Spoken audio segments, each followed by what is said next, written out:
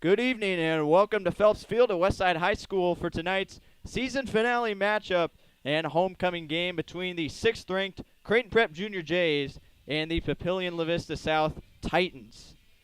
Hello, my name is Tyler Reedy. Pleased to be with you, joined by Brendan Preisman for this season-ending game. And Brendan, I know you're excited. We finally made it to the end of the year. We've had to go through a lot between quarantining the team, making crazy comebacks, but here we are about set to go to the playoffs. I didn't think we would be here after the quarantine. I didn't even think we would be here after it was 26-0 down to Millard West at the end of the third quarter of that game, but we're here. Prep's on a 3-game winning streak, looking to make it 4, and if they do win tonight, as we expect them to, they'll finish with a 5-2 record, which should be enough to get them a home playoff game first round. Yeah, playoffs this year, all 24 teams that are remaining in Class A after the Omaha Public Schools fall sports cancellations, all 24 teams will get a playoff spot. The top 8 teams, Prep is within the top 8 at the moment, top 8 teams will get a first-round bye. So if Prep can win tonight, they should be able to secure one. So let's take a look at what they're up against tonight with Papillion La Vista South.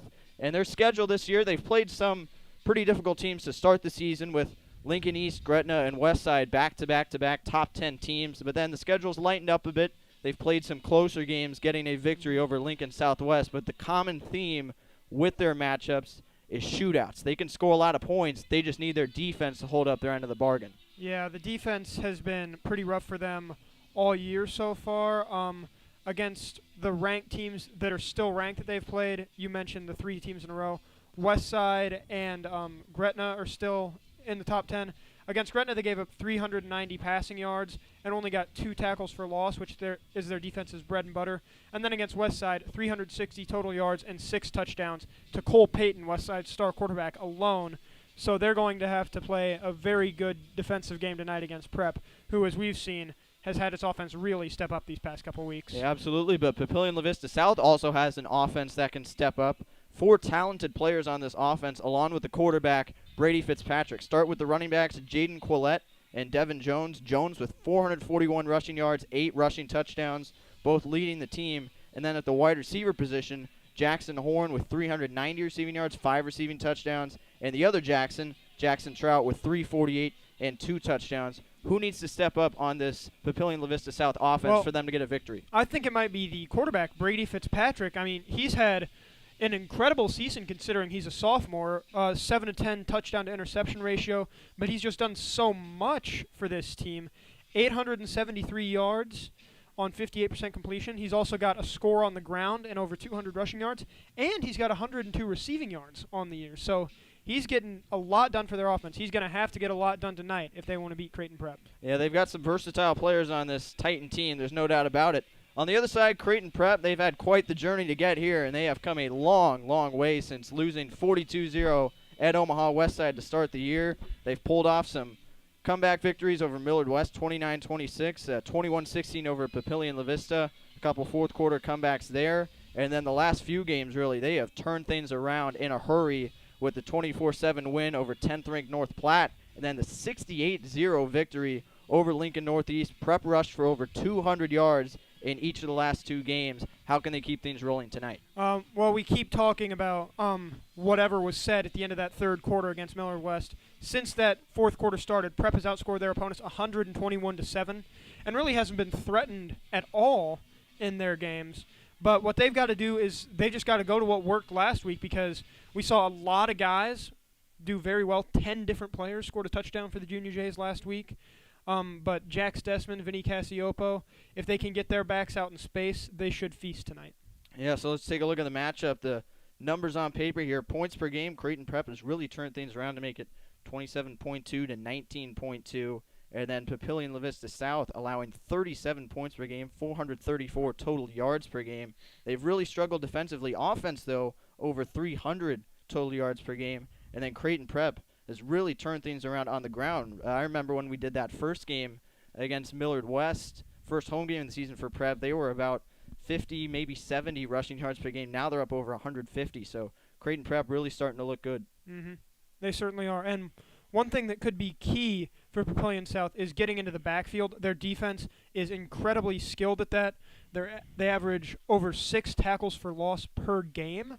So if they can get into the Prep backfield and make life difficult for the Prep backs, they should have a chance. And some keys to their defense: Zach Circle and Trenton Brem, the linebacker and safety for them, both over 50 tackles. And they're the quarterbacks of a defense that's forced 10 turnovers so far in the year. The issue is the offense has committed 16 turnovers, so they'll have to be careful to win the turnover battle too. All right, we got the Star Spangled Banner, so stick around. We'll have kickoff in about 10 minutes.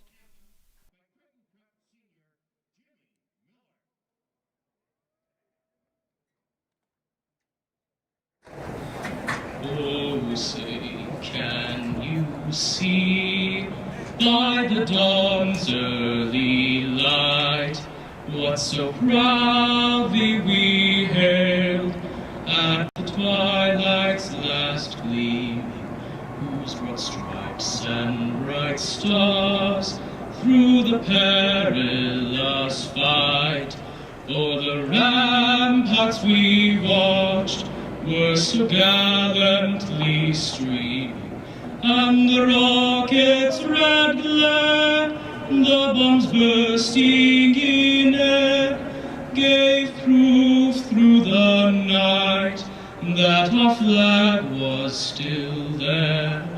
Oh, say does that star-spangled banner yet wave o'er the land of the free and the home of the brave?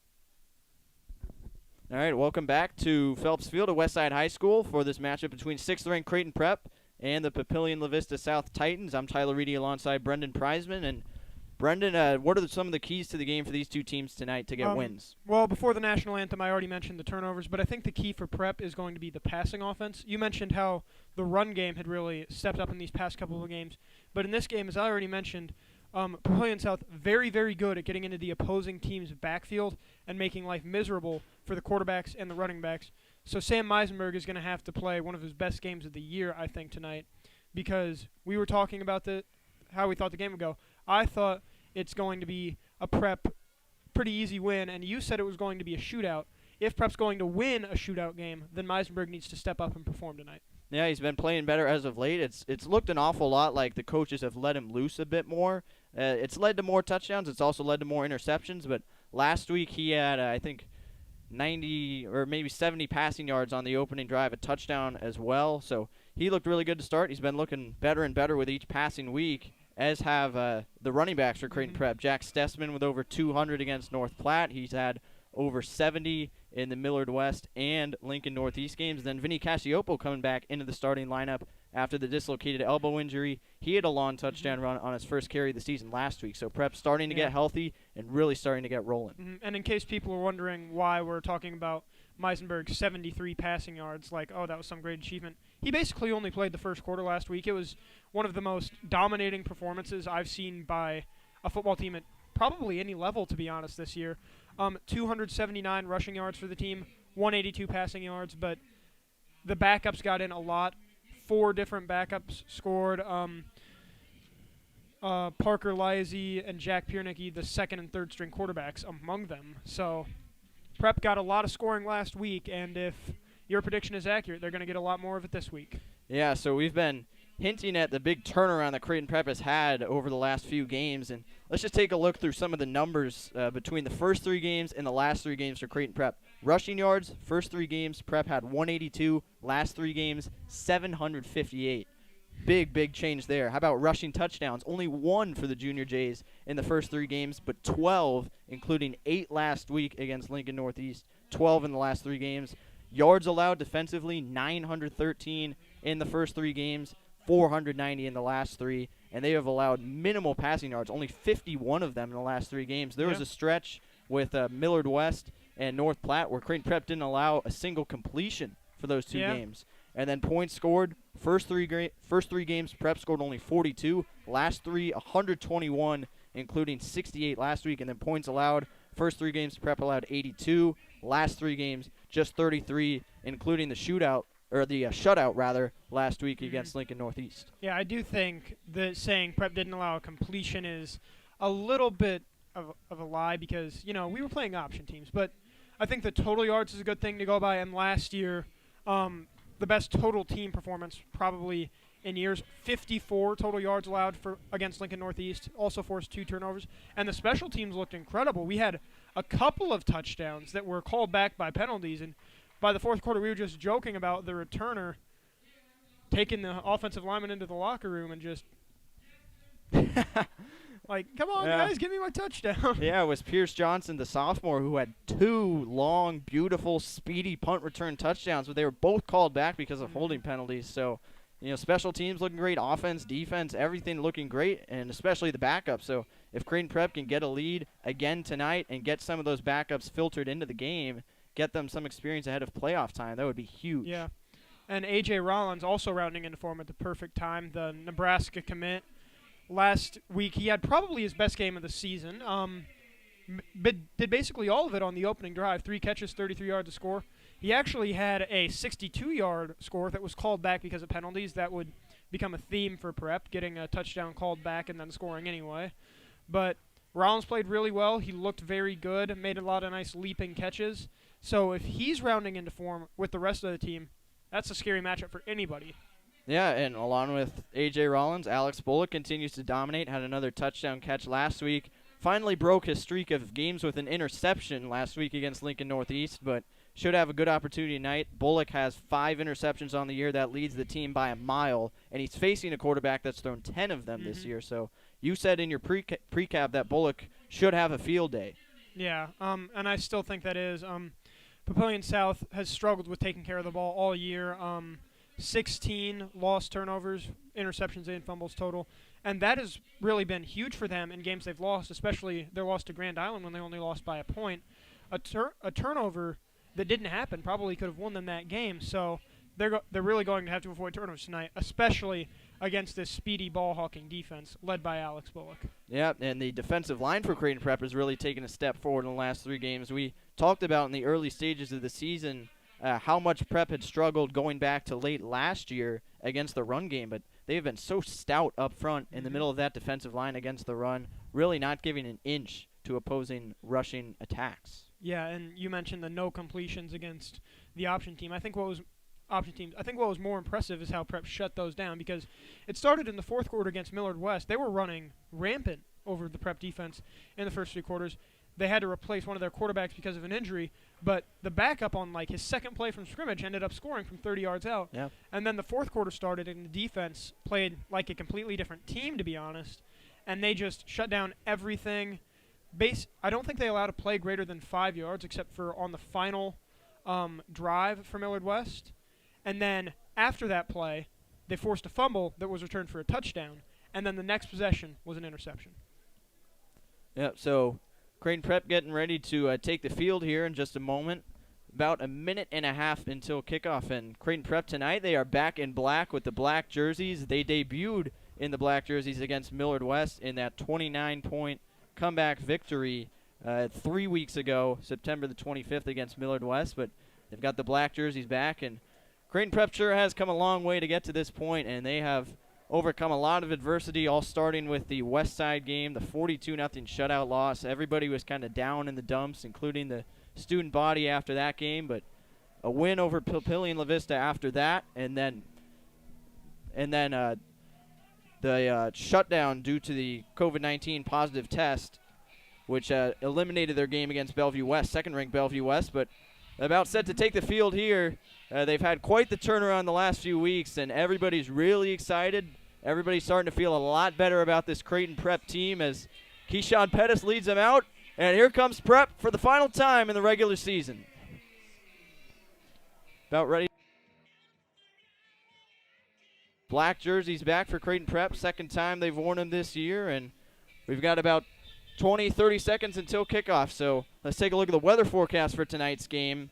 And it's a beautiful night for football, a little bit on the chilly side, but it's perfect football weather. There's no doubt about that. Kickoff, it's about 52, 51 degrees. And then as we get toward the end of the game, dipping into the mid-40s. But the big thing is it's going to be clear. Rain is out of the forecast. Just a slight breeze blowing in from the west, maybe the northwest. So should be perfect weather for a great game tonight. Yeah, I talked to you when I got here about 45 minutes ago. I said, there's football in the air. It feels like a great day for football.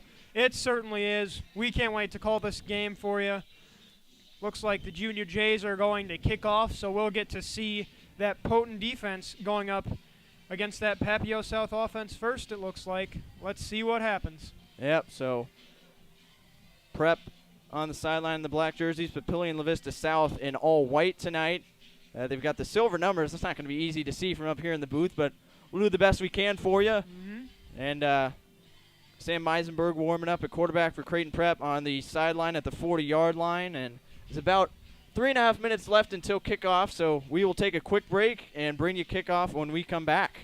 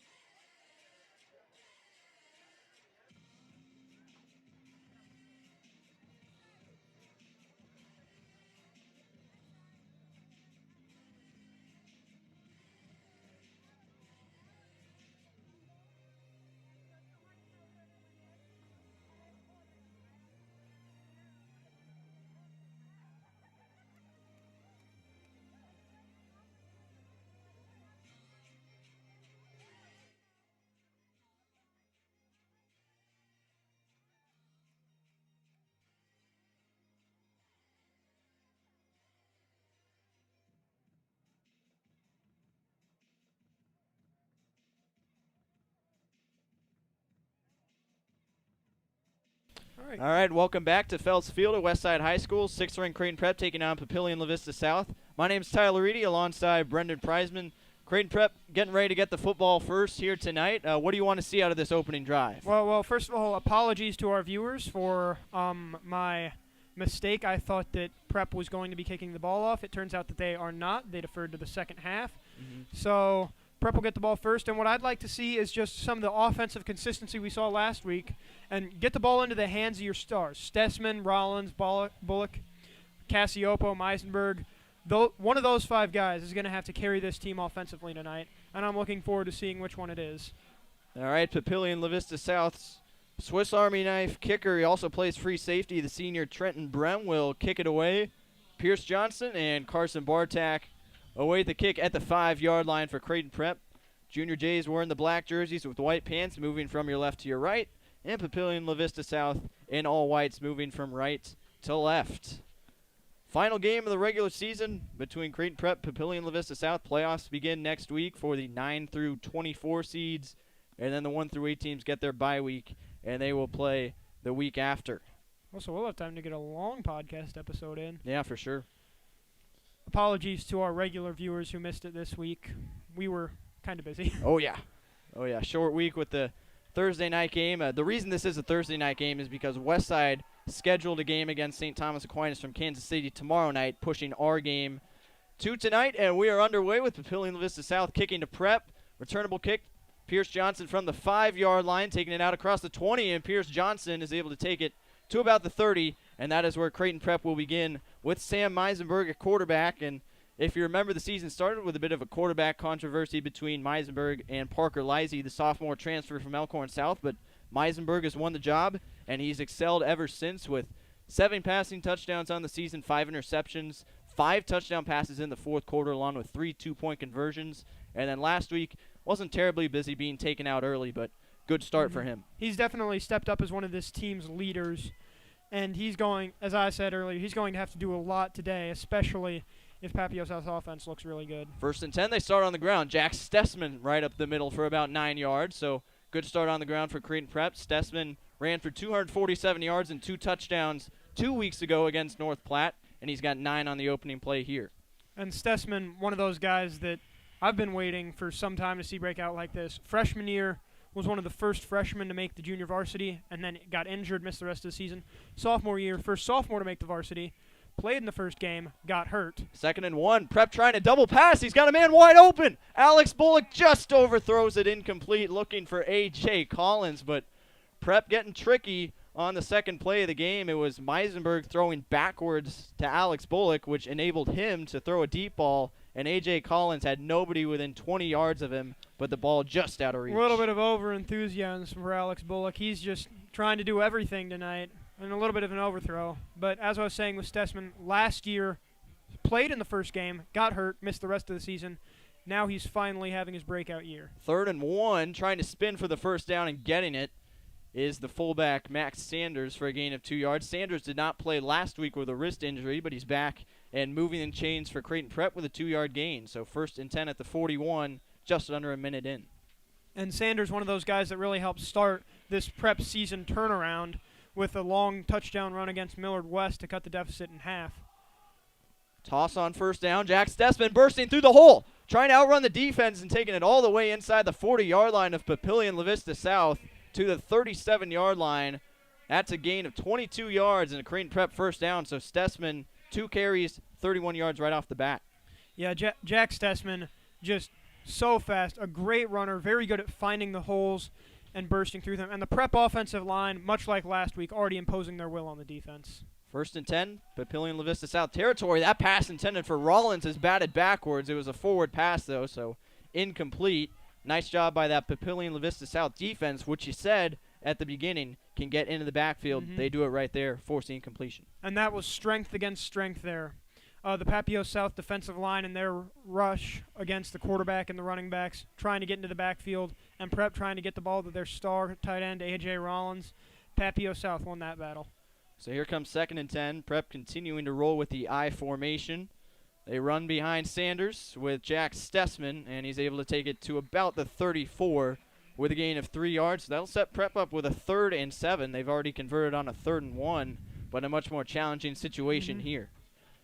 And this is one of those plays where you might have to struggle as the Prep offensive play caller with the weapons you have. Do you try maybe a toss right to Stessman, or do you go deep to Rollins? There's a lot of options here. Bullock and Rollins together at the top of the screen, but they do run with Stessman right up the middle. He's not going to get the first down. He's a couple yards short at about the 30-yard line, so now decision time for Prep on 4th and 2, as they will have it at the 30-yard line. Looks like the offense is staying out there, but this is definitely Pat Foley's range. They've got Parker Lisey in at quarterback. So Lisey, the sophomore transfer quarterback from Elkhorn South, who saw playing time last week and performed well, he's in the game on 4th and 3. And there's movement. Everybody got going early for Creighton Prep. Might be in everybody but the center false start situation, and it looks like it is. And Prep once again trying to get a little tricky there. after a game like last week's, you might start and feel invincible and think you can do whatever you want on offense. But now there will be no trickery. Pat Foley is jogging out onto the field. He'll set the tee down at about the 42-yard line, taking it from the edge of the W on the center of the field. Oh, boy. This is about a 52-yarder. We know Foley's got a leg. He recently committed to Arkansas, but can he make this one? Yep, Foley committed to Arkansas on Tuesday. This from 52 yards. It is going to come up short and land about 3/4 of the way into the end zone. So the kick no good from Foley. Wind was a little bit at his back. There's really not much of a wind tonight at all, but Foley not enough, and Papillion La Vista South will start with great field position at about the, it's going to be the 20-yard line. It's a touchback since it went into the end zone, looks like. And if you're Prep, that false start could come back to haunt you if this game turns into a shootout. You need points wherever you can get them, and maybe a little too overconfident on that 4th and 3, forcing Foley back from a 47-yarder to a 52-yarder. That ball probably would have been good from 47, but instead, it's a goose egg on the scoreboard. So 1st and 10 for the Titans at their own 20-yard line. And they will start on the ground running right, and that's contained well by the Creighton Prep defense. Gain of only a yard there, as it'll bring up 2nd and 9. Just about 3 minutes into this one, it'll be 2nd and 9 from the 21-yard line for the Titans. And that was Tony Meliti and Ryan Carney who got there first for the Prep defense. Meliti, a senior, one of the leading tacklers of this team, and Carney, the guy who had the go-ahead touchdown on the fumble return against Millard West. 2nd and 9. It is another run up the middle, and that is stuffed at the line of scrimmage by Creighton Prep, so that run defense continues to thrive for Creighton Prep, as that time it was Devin Jones, Devin Jones, the running back, gained only a yard on the play. That'll bring up 3rd and 8 from the 22. 8.5 to go in the first quarter. And it was Bullock coming in from his safety position who made the hit that knocked him down. Bullock probably wants that ball back so he can get into the end zone again. So 3rd and 8. Papillion La Vista South at their own 22-yard line. Can't afford a turnover here if you're Papio South. Play fake.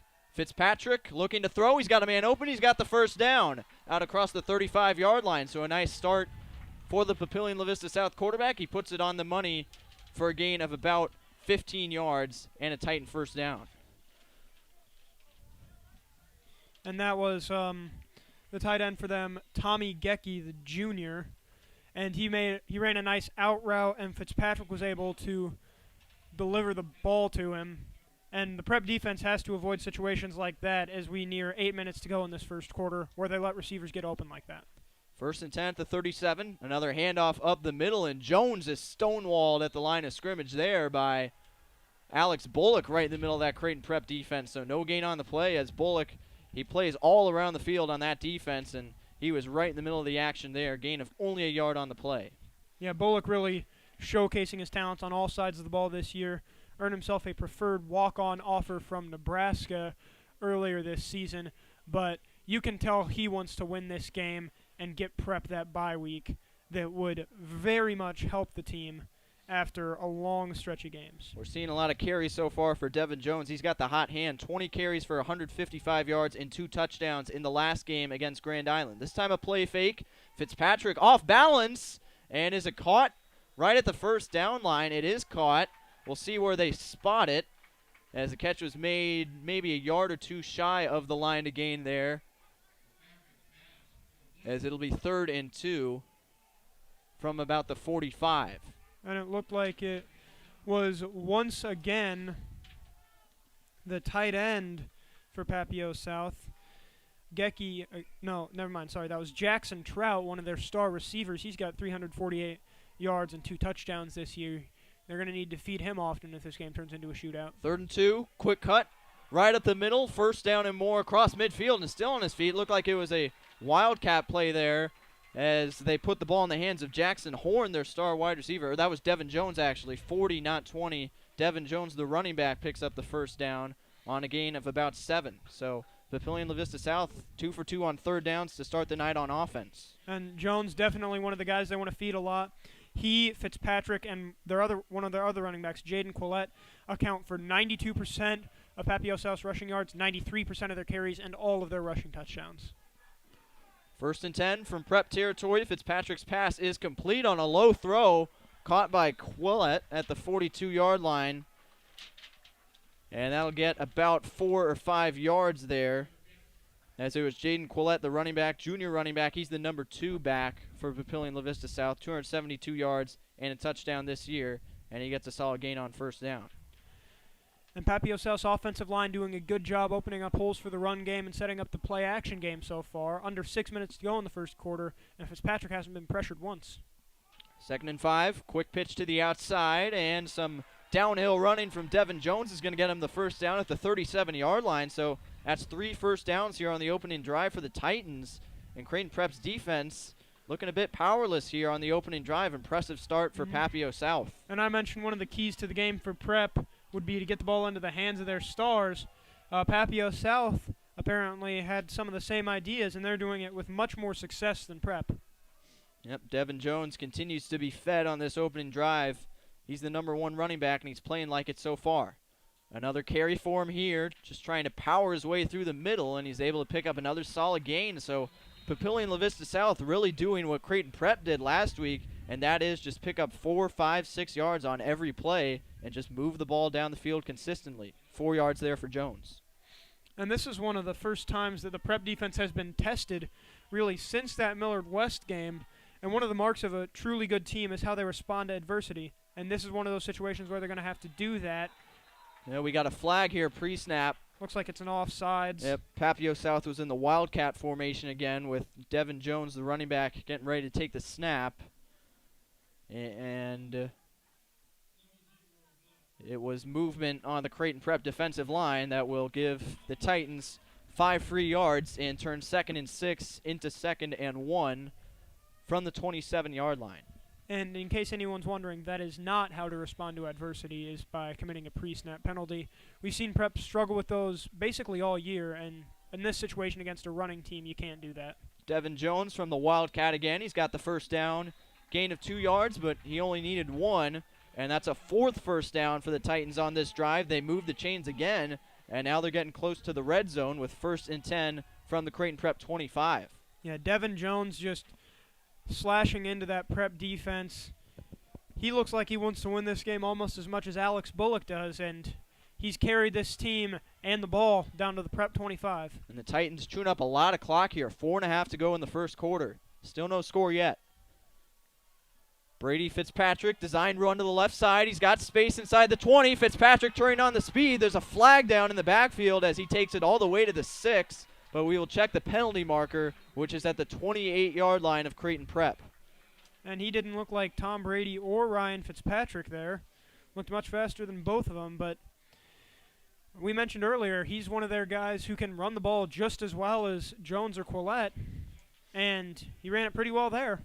Yeah, but the offensive line did not block well. They didn't block legally as holding is called, and that will set the Titans back to 1st and 23, it looks like, from the 38-yard line. So really the first setback we've seen so far in this Titans drive. Everything has been forward so far, but now they march backwards 13 yards. And one of your keys to the game, you mentioned that the Titans would have to stay ahead of the sticks against this talented Prep defense, and they had been until that penalty.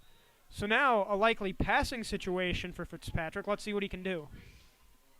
1st and 23, 38-yard line of Creighton Prep. 4:25 to go. Here's a toss to Devin Jones. He'll try and get some of it back with him, and he's going to get hit hard at the 36-yard line as the Creighton Prep defense all over that, and they're fired up coming away from that hit. Gain of only 2 or 3 there, and that's going to bring up 2nd and 21. So things not looking good here towards the end of this Papillion La Vista South drive. And this is one of those plays where guys like Bullock or Meliti in the linebacking core will have to step up and make a play, because this Papio South offense has at times looked really scary. So they've got him well behind the sticks. A stop here would be huge for momentum. Yep.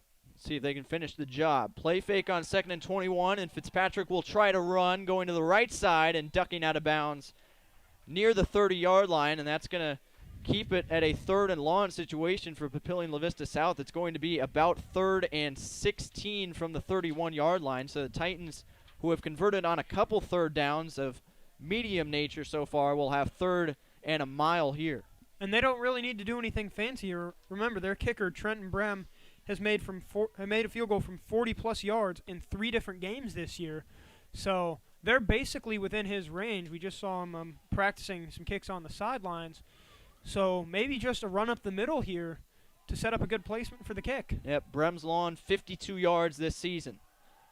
Brady Fitzpatrick wants to run. He's going to try and do so, and he's going to get to about the 22-yard line, leaving the Titans with a 4th and 7 situation, as Creighton Prep did well to contain him and keep him short of the first down. So you saw there from the Prep defense, everybody playing at about the first down marker, keeping everything in front of them, and forcing the Titans into a field goal situation. And Max Sanders, the guy who missed last week, the running back and linebacker, made a nice play there to wrap up Fitzpatrick and make sure he couldn't get any closer to the first down.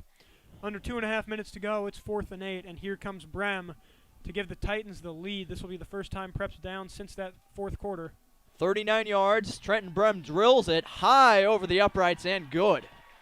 So it's a 3-0 lead for Papillion La Vista South with 2:14 to go in the first quarter, and that was some kind of opening drive for the Titans. It started back at their own 20-yard line, and it used up about 6 minutes and 15 seconds of that clock, really taking the ball out of the hands of that red-hot Creighton Prep offense. And that's basically the start to the game that you want if you're Papio South, because we know that they might not be able to hang with Prep in a shootout-style game because of Prep's defensive talent and the way the run game has looked for Prep. But if they can maybe get into a defensive battle with Prep, like they kind of did with Grand Island last week, and hold Prep to maybe 20, 24, 27 points, then they might be able to eke out a win, especially with kicks like that from Brem. Yep, so Brem good from 39 yards. I mentioned his lawn this year was 52. That's about 10 yards longer than anybody else in Class A has made from this year. So Brem, he's a do-it-all kicker. He plays free safety as well. He's the quarterback of that defense, second on the team in tackles. Also plays football, or he plays football. He also plays basketball and baseball as well. He's got a great GPA, so Brem is a do-it-all guy. His coach, Tim Clemenger, said that he's a kid that absolutely maximizes every cell in his body, and he's got to use every cell in his body to make those long kicks, and he does it right there to give the Titans a 3-0 lead. And after this kickoff, he'll be coming right out to quarterback that defense that managed to hold Prep to not scoring on the scoreboard, and that's the first time that's happened in a long time that I can remember that Prep hasn't been able to finish a drive. Yeah.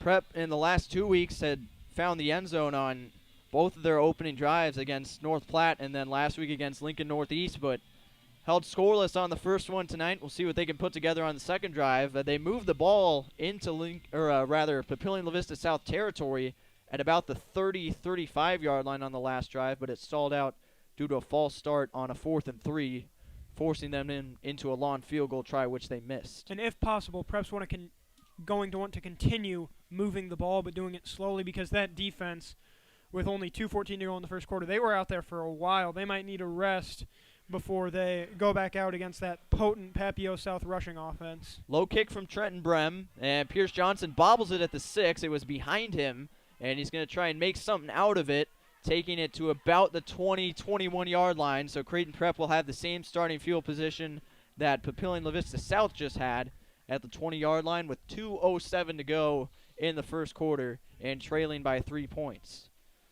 So what needs to change for Creighton Prep here to you for them to get on the scoreboard here and answer the Titans field goal? Well, just don't get fancy, because they tried a couple of trick plays on their first drive, the pass from Bullock and then the Wildcat formation with Parker Lisey. Neither of them worked out for the team. If you're Prep, just go to what worked last week. 1st and 10, hand the ball off to Stessman, and he's able to pick up about 3 yards. Jack Stessman was really the best player on offense for Creighton Prep on that opening drive, and he gets the ball again for 3 yards, setting up 2nd and 7. And Prep staying out there, not really going into a huddle for that long. Maybe they might be trying to fatigue the defense as well, but there is a flag. We got 3 flags on the field, yellow laundry all over the place, as Meisenberg wanted to throw quick to A.J. Rollins, but a pre-snap penalty is going to set Creighton Prep back 5 yards, it looks like. Yep, so false start, and that'll make it 2nd and 12, and when we've seen Creighton Prep struggle early in games, it's been because they've gotten behind on down and distance, and penalties are not going to help that. The key is staying disciplined for Prep. 2nd and 12, quick pass. They get it to Bullock in space with a block from Rollins, but there are still plenty of Titans there to greet him at the 21 and force Prep into a 3rd and 9, gain of 3 on the play.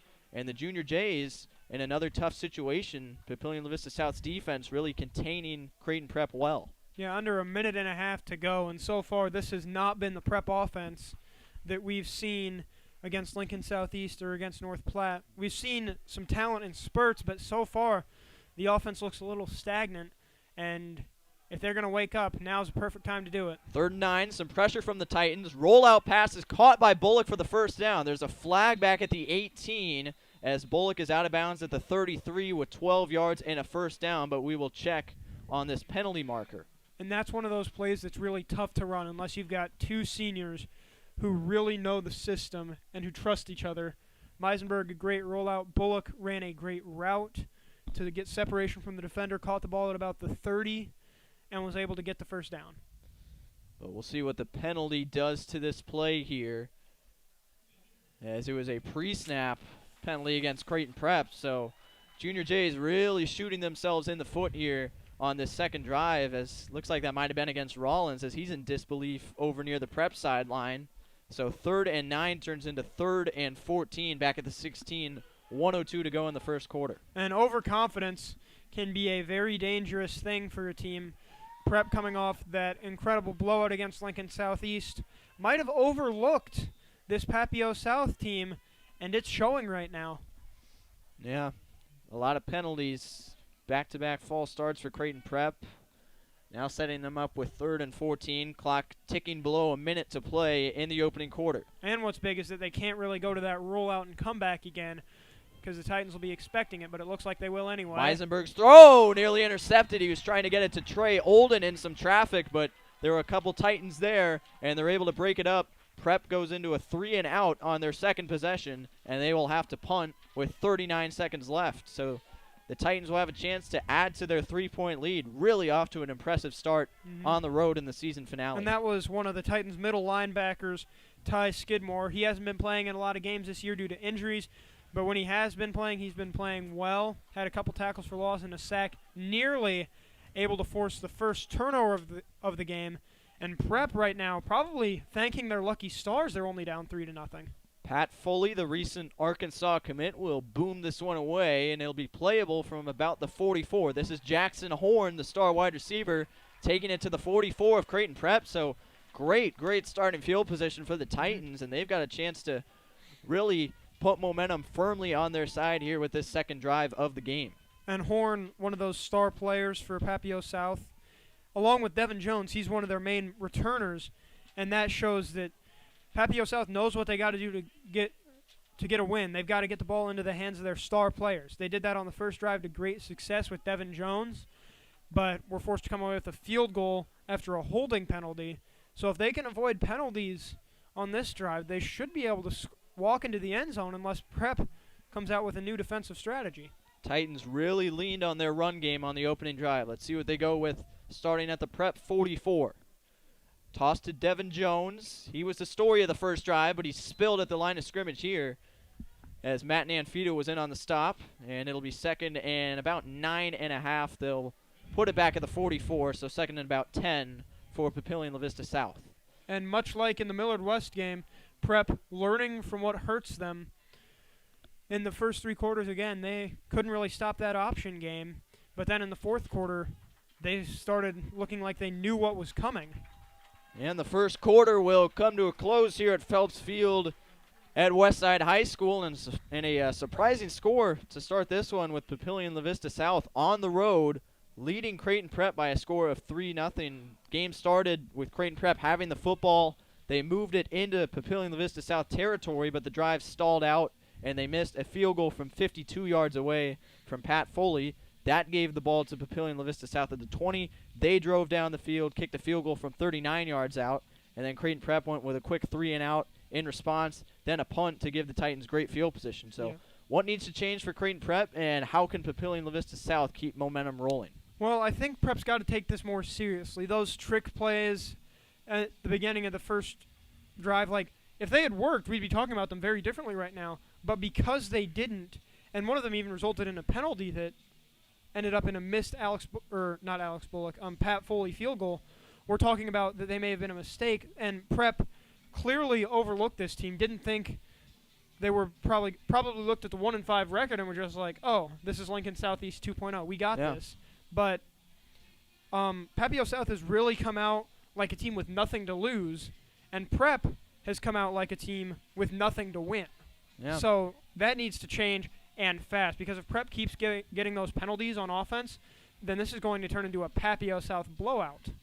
Yeah, if you're just joining us on the opening drive, Creighton Prep nearly had a long trick play touchdown where Sam Meisenberg threw a backwards pass to Alex Bullock, who then threw a long pass down the sideline towards A.J. Collins. He was wide open, but the pass just out of his reach. So this could have been a very different-looking ball game had that ball been a bit more underthrown from Bullock. But as it is, 3-0 in favor of the Titans as we get ready to begin the second quarter. And Papio South will have 2nd and 10 from the 44-yard line of Prep. And Prep's got to make sure that they're filling those gaps in the run game. They can't allow Devin Jones to just run right through them. Fake the pitch to Jones. Fitzpatrick going to keep it going right, and he's wrestled to the ground at the 40-yard line there, as it'll be 3rd and about 6. So the Creighton Prep defense off to a good start here, trying to stop the Titans on this drive, as Keyshawn Pettis made the tackle after the gain of 4. And this is one of those plays early in the game that could swing things for later. 3rd and 6, not quite in range yet for their kicker is Papio South. Remember, he hit from 52 earlier in the year, did Brem, but this probably isn't his range, so if Prep can get a stop. Fitzpatrick on the run. He's got the first down. He's inside the 25 and all the way down to the 22-yard line, so those design quarterback runs paying dividends for Papillion La Vista South as Fitzpatrick takes it for about 18 yards and a first down. Titans just 2 yards shy of the red zone here, under a minute into the second quarter. And we've seen Prep struggle with mobile quarterbacks all year. First Cole Payton, then in the Millard West game, they couldn't seem to stop the quarterback runs, especially in the triple option. And now the Papio South quarterback, Brady Fitzpatrick. Brady Fitzpatrick, he's gashing their defense. Toss to Devin Jones inside the 15-yard line, and he's going to have another Titans first down at about the 13, gain of 11 on the play. And you're exactly right, Creighton Prep getting gashed not only by the quarterback, but by the big, powerful running back Devin Jones as well. And so far, the Titans' offensive line is doing a really good job sealing the edges. A lot of their runs have gone to the outside. Toss plays to Jones or design quarterback runs to the outside. But the Prep defense hasn't been able to get over there because the blocking has sealed them off. 1st and 10. Not much blocking there for Devin Jones as he's able to squirm forward for about 2 yards, wrapped up by a couple of Prep defenders at the 10.5. So it'll be 2nd and 8 from there. Just over 30 seconds into the second quarter, Titans lead the Jays 3-0.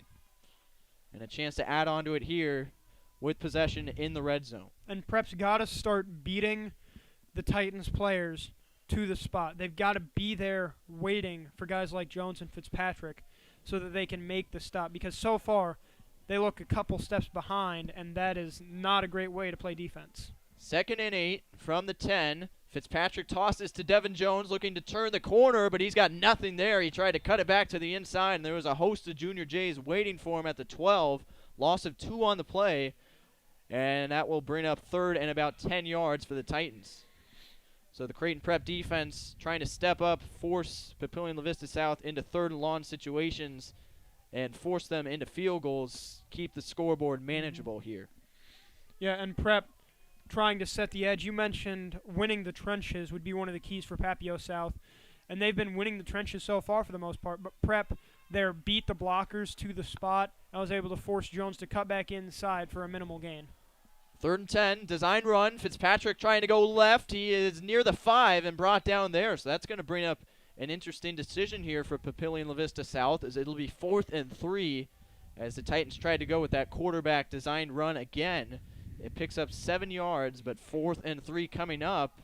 And it looks like at the moment they're going to leave the offense out on the field. So playing aggressive here are the Titans. And I think that's a very smart decision. So far, Fitzpatrick has just been able to do whatever he wants by taking a couple steps back in the pocket. He's just dropped back as if to throw and then immediately taken off because the Prep defense is taking their eyes off him. They've got to start spying the quarterback here. 4th and 3. Prep loading the box defensively, and there's a whistle before the snap. And it looks like a timeout called for by Papillion La Vista South, so they will take some time to think about this decision with 4th and 2.5 coming up from the 5-yard line, 8:37 to go. So would you go for it here on 4th down, Brendan? I say yes, because you're coming into a game in which basically nobody, including the guy saying this, really expected you to win. And if you've got a chance to put your boot on the throat of the opposing team, you have to do it. This kind of reminds me of the Texans-Chiefs divisional game from last year, which you love to talk about and I hate to talk about. Yep. But Bill O'Brien had the chance to make it a 28-0 lead instead of a 24-0 lead, elected to play it safe on 4th and 3 and go for the field goal instead of the touchdown. Now, there were many other decisions that led to the Chiefs' eventual 51-31 victory, not least of which was a fake punt from the Texans' 25. But if you've got a chance to really set the tone of the game, you have to do it. Yeah, and to build onto that, when you're playing a Creighton Prep team that is so good at making comebacks late, you want to get as much of a cushion as possible because you know they're going to try and rally. You've got to just try and fortify things early so you can withstand the storm that Prep will bring late. But 4th and 2, looks like the offense will indeed stay on the field for Papillion La Vista South. And that's Quillette in the backfield, not Devin Jones. Yep. Shift to the shotgun. It is a play fake, bootleg, throw on the run is caught. It is going to be tackled short of the line to gain for the first down, it looks like. It all depends on the spot here, but he looked well short. And some impressive plays made there by a lot of Prep defenders, including A.J. Collins was one of the first to the spot, and Prep gets a huge, huge stop that could really give their offense the boost they need to get back into this game. It was a loss of about half a yard there on the throw from Brady Fitzpatrick to Jackson Trout, the senior wide receiver, but no gain on 4th down, and the decision comes up negative for Papillion La Vista South. Prep will have 1st and 10 at their own 5, still trailing by only 3. Shotgun to start, and Offsides. some pre-snap movement. Looked like offsides in the middle of that Titans defensive line, and they're already taking steps backwards. And so is the official. So it'll be 1st and 5 from the 10. About 8.5 to go in this first half.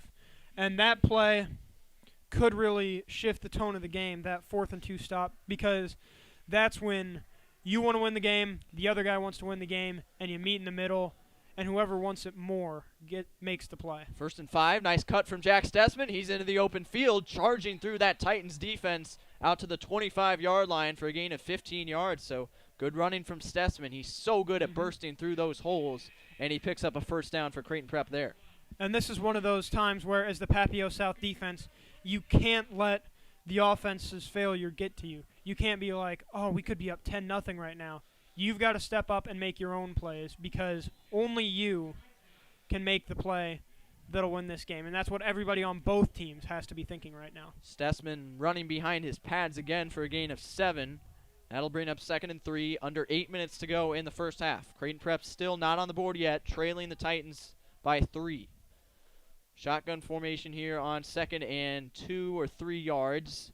As it's another handoff, Stessman close to a 1st down. Looks like he has it at the 37. So Prep leaning on the run game to start this drive and finding success. They've already gained 32 yards out of it on this drive. They'll have 1st and 10 at the 37. And Stessman showing part of what makes him such a great running back.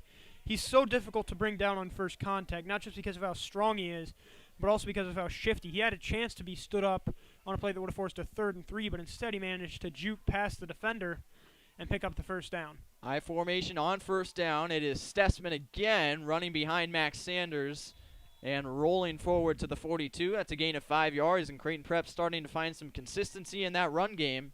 They'll have 2nd and 5 from the 42, 7:15 to play in the first half. And the Prep offense starting to definitely get some consistency, hugely important in a game where right now points are at a premium. Another handoff, another run for Stessman. He's through the middle of the field, cutting to the outside and staying on his feet to the 36 of Papillion La Vista South. So another strong run from Stessman as he's really taking over on this drive for Creighton Prep. And he's got the Junior Jays all the way to the Titan 38-yard line. So that's 47 yards it is for Jack Stessman on this drive alone. Nearly 20 yards. And Papio South, considering all the running they see in practice, should be able to figure out how to stop this pretty soon. But if they can't, Prep will be more than willing to just run the ball down their throats, especially with Stessman, because he's got a lot of energy left, it looks like. Well, nowhere to go on that play as Stessman is shut down for no gain at the 38. So finally the Titans defense comes up with an answer to Jack Stessman in the Prep run game. It'll be 2nd and 10, 6.5 to play in the first half. And a crucial thing here for Prep will be getting a short to intermediate level gain, because you want to get in a situation where the Titans defense doesn't know what's coming. They don't know whether you're going to pass or run the ball, because if you get into a 3rd and 10 and Papio South knows what's coming, play fake, they'll be able to stop it. Wide open is Rollins. He's close to the first down. That's the first catch of the evening for A.J. Rollins as he takes it to the 29. So looks like he's just short. Yeah, it's going to be 3rd and much more manageable here for Creighton Prep as Rollins, the Nebraska commit, sets him up with a 3rd and 1 from the 29, and this should just be a run right up the middle, most likely with the fullback Max Sanders. Yeah, this is a battle of the trenches. Prep's great running game versus Papio South's defensive line. It's Stessman actually running behind Sanders, and he's able to charge forward for the first down, it looks like, at the 28. Spot looks favorable to move the chains, and that's exactly what they'll do. So 1st and 10, gain of about a yard. And Prep will have 1st and 10 at the 28-yard line. This the most impressive drive of the night so far for sure. And another great play by Stessman. Looked like he was bottled up in the backfield for a second. Might have been going down for a loss, but he managed to shift away from the contact and somehow get the first down. Stessman again on first down, and he meets the defender head on and wins that battle for a gain of about 5. So Jack Stessman seeing carry after carry on this drive, but still running with plenty of energy and plenty of strength against these Titan defenders. And it's Prep's turn to have a long, grinded-out drive down the field, coming up on 5 minutes to go in the half. And Papillion South is on their heels right now, looking for an answer for Jack Stessman. 2nd and 6 at the 24, and we got flags flying, 3 of them before the snap. We've already seen a couple of false starts against Creighton Prep on the 2nd drive of the game. No penalties yet on this 3rd drive, but that could change right here. And it looks like it will. The stick's going back to about where we started, so it goes from 2nd and 5 to 2nd and 10. And that could hurt the Prep momentum a little bit if they let it. They've just got to keep doing what's been working. And you can't let those penalties get in your head. So false start makes it 2nd and 10 from the 28. Split backfield for Prep with Stessman and Sanders. Meisenberg to throw, looking left, going to air it out for Rollins. One-on-one coverage. It's juggled and caught for the touchdown. A.J. Rollins in the end zone for the score. And with 4:47 to go in the first half, the Junior Jays take the lead on a great play by A.J. Rollins. And an incredible play call by the Prep offense. 2nd and 10 when the passing offense hasn't really been working. They elect to take a deep shot, and a great choice. Rollins isolated one-on-one against a shorter defender, and last year we saw what he could do with that on the basketball court. Shows it on the football field, too, going up and mossing the Titans defender for an incredible catch to give Prep the lead. So Pat Foley, who has not missed a kick of any kind yet this year, will make another one for the extra point. It's now 7-3 Creighton Prep, 4:47 remaining in the first half, and these last couple of weeks, we're finally starting to see that A.J. Rollins that we've been waiting for. He committed to Nebraska at the beginning of the season, really had a quiet start. Prep was struggling to get the football to him, but they went straight for the single coverage there, and it paid off big time. So Rollins with a touchdown catch on the juggle, just out-leaping and out-muscling that defender in the corner of the end zone, and Prep with really an impressive drive. The run game got them all the way down there, and they finished it off through the air. And that's a huge boost for not only Prep's passing game, but also the Prep's offense's confidence, because now not only will the Titans be on their heels wondering if there's going to be another deep shot, to whether it's to Rollins or Bullock, but there's also the confidence that a completion like that gives both quarterback and receiver, because now Meisenberg will be thinking, oh, well, I can just sling the ball all over the field, and Rollins will be able to come down with it. And Rollins will probably be thinking basically the same thing. So a huge drive for Prep, resulting in a touchdown that was sorely needed. No shootout yet, but still an exciting game all the same. Yep, 7-3 Creighton Prep, 4:47 remaining in the first half. Papillion La Vista South does get the football to start half number 2. Remember that. So if they can get a 2-for-1 here, maybe get a touchdown right before halftime and do something else coming out of the break, that'd be huge for their momentum. And it would be quite likely with the way that they've really possessed the ball and controlled the clock. They could easily take 4.5 of this 4:47 remaining off the clock here on this drive alone. Yeah, it's going to be important for them to make sure that the Prep offense has as little time as possible to work with, because in a game like this where the score is still 7-3 and we're almost done with the first half, you have to make sure that the other team's offense has as little chances to score as possible. Pat Foley's kick will be returnable. This taken from about the 6-yard line here and out across the 20. It hit hard at the 21-yard line there. Was the returner, and Creighton Prep fired up about that shot. As that was a huge hit. Might have been Bullock right there in the middle of that special teams play, as it'll be 1st and 10, Papio South at about the 21, 22-yard line. And that was Stefan Adiemi for the Titans, one of their junior receivers. And Prep coming out fired up after that touchdown.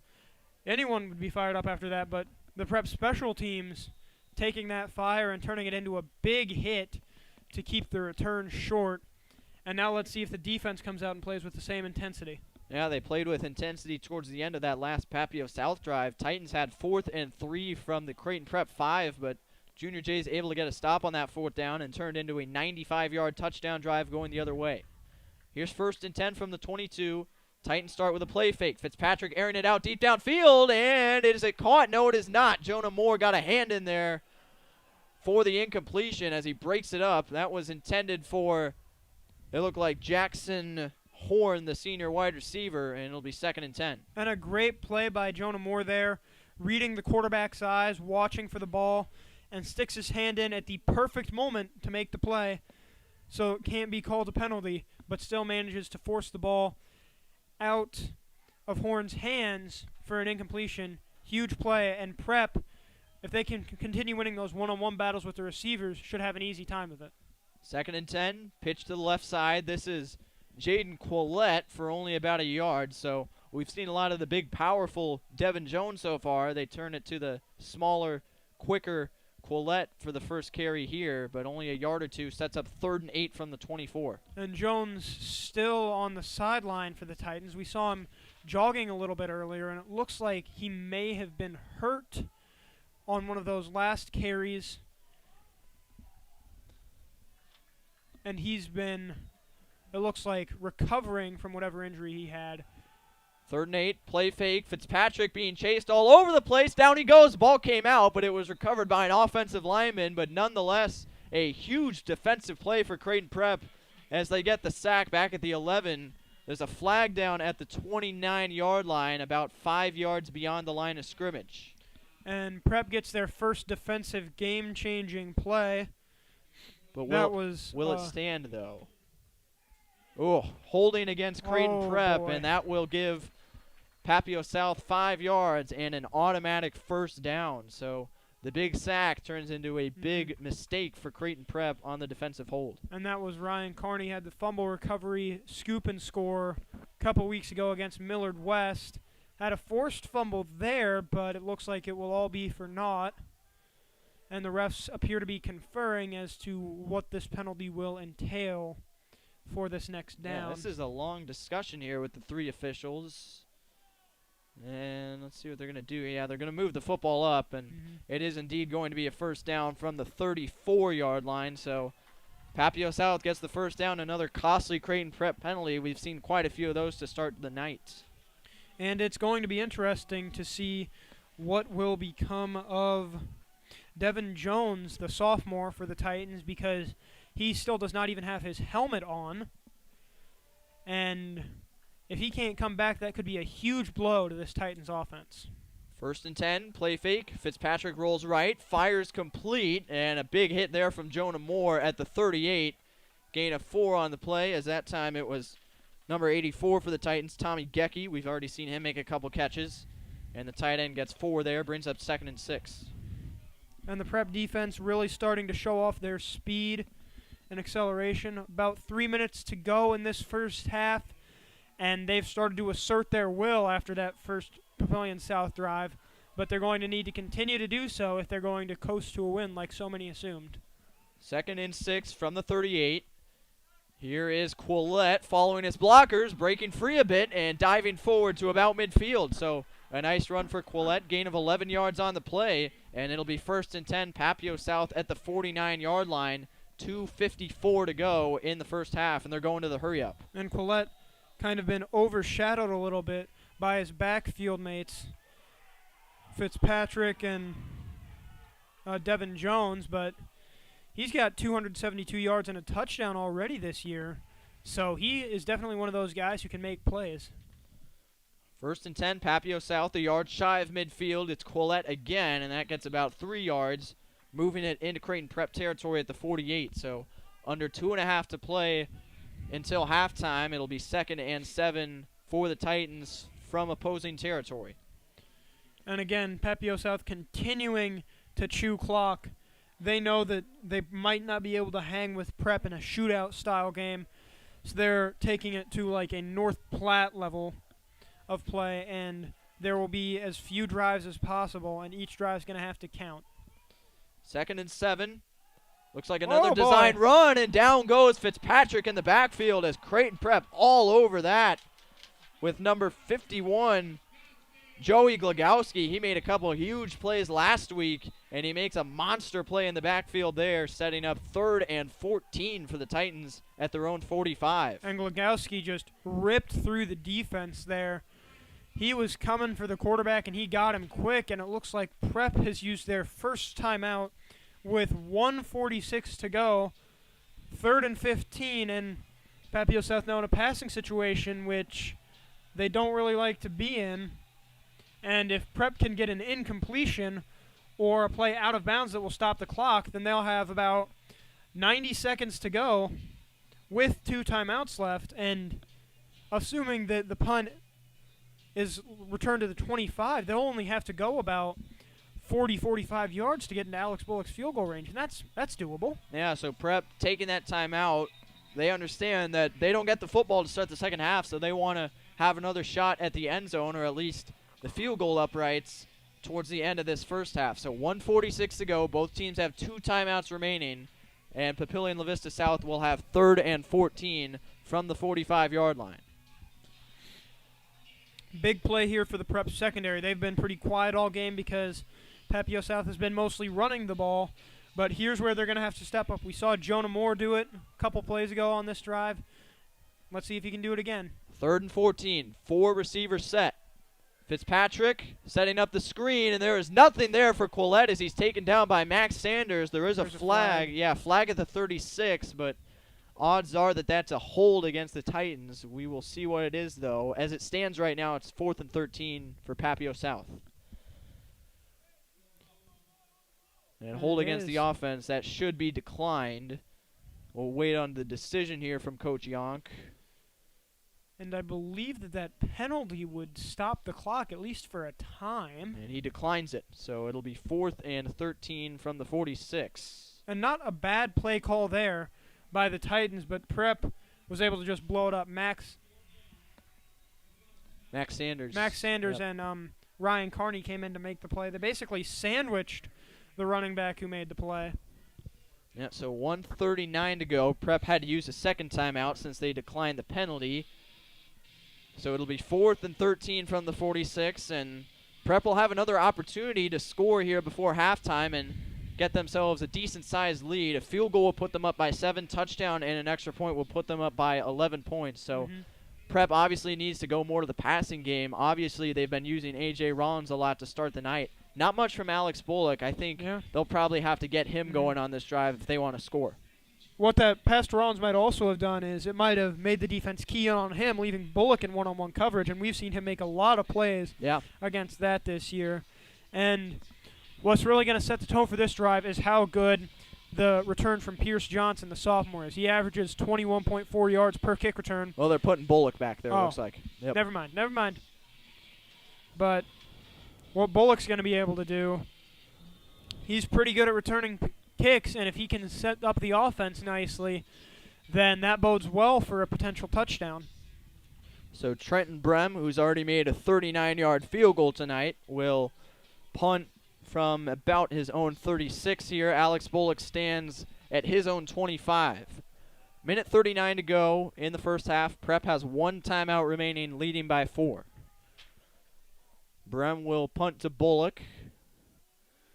As it's a low line drive, Bullock's going to let it bounce, and it's going to take a very favorable bounce for Papillion La Vista South, trickling all the way to the 12-yard line. So a nice punt there. We saw that kind of punt and roll several times last week with Lincoln Northeast's punter Isaiah Ramirez, and that time the same fortune goes to Trenton Brem. Aussie-style punting has worked very well against Prep so far, and the Papio South sideline was agitating that one of the Prep blockers had maybe touched the ball, which would have been catastrophic. Oh, yeah. Luckily, though, it's Prep ball, and now they've got 88 yards, 89 seconds, and 2 timeouts. Yep, 1 timeout. Oh. 1 timeout remaining for Prep. Never mind. Yep, they'll start at their own 12-yard line. Papillion La Vista South has 2 timeouts, but Creighton Prep with only 1 remaining here as they huddle on the sideline at their own 20, 25-yard line. But last drive, they started at their own 5-yard line. It was really impressive. They basically ran the ball with Jack Stessman all the way to the Papillion La Vista South, and then it was, or the Papillion La Vista South 40, and then it was a 10-yard throw to A.J. Rollins and about a 30, 35-yard deep ball that Rollins was able to catch in single coverage in the end zone for the touchdown. So and this is where the passing offense for Prep is really going to have to step up. You don't really have time to run the ball with Stessman like they did so well on the previous drive because there's just not enough time left on the clock to do it. So probably going to be a lot of deep passing from Meisenberg. Let's see if it works out like it did for Rollins. 1st and 10, Meisenberg moving right. He's going to air it out for Bullock, and a bit of a miscommunication or maybe a throwaway there as Bullock ran a fly route down the field, and Meisenberg threw it about 15 yards behind him, incomplete. So it'll be 2nd and 10 from the 12. 1:25 to go until halftime. And the difficult with those rollout plays is that the defense has a much easier chance to put pressure on the quarterback. Meisenberg was pressured there, lucky to get the ball away. And one thing Prep's got to be careful about is not setting up Papio South with great field position if they have to end up punting. Oh, they hand the ball, and Stessman has stood up right at the line of scrimmage. That was a big hit in the backfield there. Only a gain of a yard as it'll bring up 3rd and 9. It was number 44 for the Titans, Nick Ripple, the middle linebacker, making the tackle. And now it's kind of a odd decision time for Prep because do you want to just try and take as much time off the clock as possible, knowing that Papio South still has 2 timeouts and will likely burn, now 1 that they just called one, and will likely burn this final one, assuming you run the ball? Or do you go with a passing play and risk stopping the clock anyway if it's incomplete? Yeah, so you mentioned Prep has to be careful that they don't leave the Titans with too much time. Well, the Titans are trying to get that time by calling the timeout. There's 1:06 to go until halftime. 3rd and 8 coming up, so if Papio can get the stop right here, they'll have about a minute, maybe 55 seconds left with pretty good field position for that last drive of the half. But that's assuming they get the stop. We'll see what Prep can come up with on 3rd and 8. And this is one of those plays where you might just want to get the ball to somebody like Stessman or Rollins in space and let them work because it's 3rd and long. Well, Parker Lisey is back in at quarterback again for Creighton Prep. He was brought in for a 4th and 3 attempt earlier, but that got waved off by a false start. But Lisey in the game on 3rd and 8. Design quarterback run, and Lisey's going nowhere. They try to utilize his power and strength to run behind his blockers, but nothing to be found for Lisey. No gain on the play. It'll be 4th down, and the Titans will use their final timeout, so they want that last opportunity with 59 seconds remaining until the halftime break. And now the leg of Pat Foley, which this game could come down to the way it's been going on. Pat Foley's going to have to make a huge play here because you don't want a shanked kick because that gives Papillion La Vista the chance to go 2 for 1. because they've got 59 seconds left. That's plenty of time to score, and then they also get the ball after halftime. So Foley's going to need to really put some mustard on this ball. Yeah, so it'll be 4th and 7 from the 14-yard line, 59 seconds left. So when the dust settles after this punt, Papillion Vista South should have about 50 seconds on the clock and about 45 or 50 yards to go to the end zone. So we'll see what happens here, but as you said, it's all going to depend on this kick from Pat Foley and if it's returnable. If this can bounce and get a roll for Creighton Prep, that would be huge because it would not only get more yards for Prep, it would take more time off the clock. And Devin Jones back to return, standing at about his own 42. And we've seen his speed already this game. Big return from him would be disastrous. Punt will be taken from the 49 by Jackson Horn, and he's going to take it to the 42. We've got flags coming in from a couple officials right near where he was tackled. So this is a big penalty right here as far as field position is concerned. We'll see what the call is here. My apologies. It was Jackson Horn. I read the 2 as the 4. So 50 seconds to go. Illegal block in the back against Papillion La Vista South. So that's a big penalty right there as it moves the ball from the 40 of Creighton Prep to the 45 of Papio South. So remember that if the Titans come up 10 or 15 yards shy of the end zone. Yeah, that penalty may determine the difference between 7 points and 3 points on this drive for the Titans. And that is the exact opposite of what they wanted because they've been fairly disciplined so far, avoiding most of those pre-snap penalties that have plagued Prep. But that penalty could be key not just for the halftime scoreline, but for the entire game. 1st and 10 from the 15. Play fake. Fitzpatrick avoiding pressure. There's a flag down. That could be a hold as Fitzpatrick is run into at the 46. Gain of a yard on the play, but there's a penalty marker down at the 40. And it certainly looks like it's going to be a hold. Prep's defense got in there. It was Glogowski again with pressure. And it is on the Titans. Some disagreement from the fan section. Yep. Not a surprise there, as it's going to be 2nd and long now, or rather 1st and long for Papillion La Vista South. As we'll see where they put the football. 41 seconds remain until the halftime break. And it was a hold, and Glogowski does a very good job once again at getting pressure and blowing up that Papio South offense. Oh, boy, this is a very long. Yeah. Wow. Penalty. 15 yards. That's 20, actually. Wait. Well, yeah, they had the 15. false. Yes.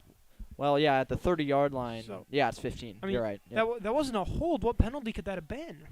I don't know. I didn't catch the signal, but it's going to be 1st and 25. May have been a spot foul, considering Yeah. how deep Glogowski was in the backfield.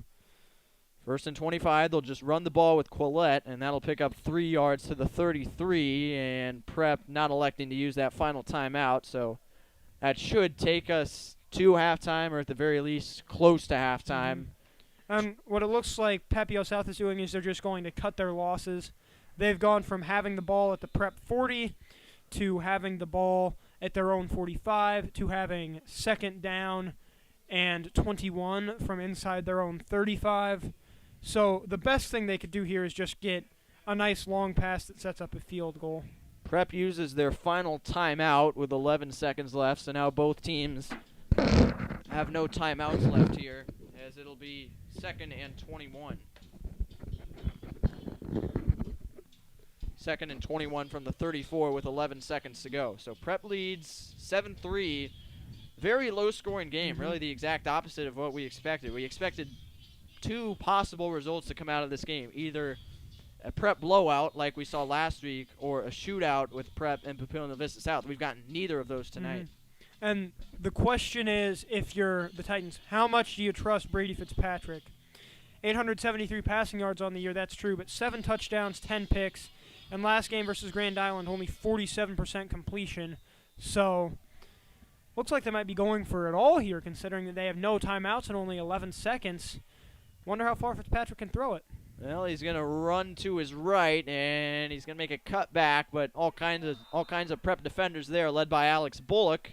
Makes the tackle at the 36, And we go to halftime at Phelps Field with Creighton Prep leading Papillion La Vista South by a score of 7-3. So not what we expected in this first half, a low-scoring defensive battle, but Creighton Prep takes a 4-point lead into the break. Papio South will get the ball to start half number 2. Yeah, we thought it would be a shootout, but both defenses have vastly outperformed expectations.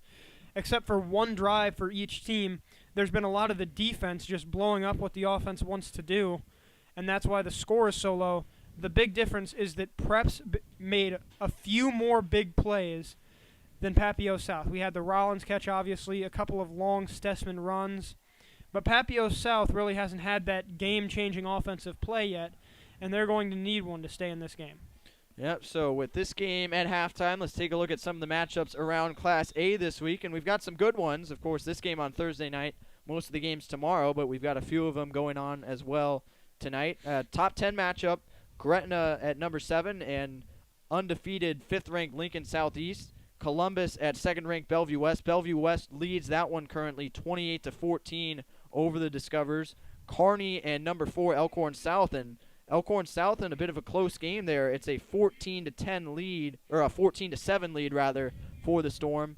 9th-ranked Millard North takes on Fremont on the road, and then I mentioned earlier, why is this game on a Thursday night? It's because Omaha Westside, top-ranked Omaha Westside, scheduled the Friday night game with St. Thomas Aquinas from Kansas City, so that'll be an interesting game tomorrow night with top-ranked team in Nebraska taking on one of the best teams from the Kansas City area. And then Bellevue East at Papillion La Vista. Norris from Class B, they're ranked 6-1, taking on Pius the 10th. 8th-ranked Lincoln East taking on Lincoln Northeast. Lincoln Northeast still without a win after the 68-0 loss last week. And then the Norfolk Panthers at Grand Island. Millard West Wildcats at 10th-ranked North Platte. And then North Star at 3rd-ranked Millard South to close it out. So good slate of matchups this week. CPDT getting ready to perform for Creighton Prep. And we will be back to start the second half in about 13 minutes.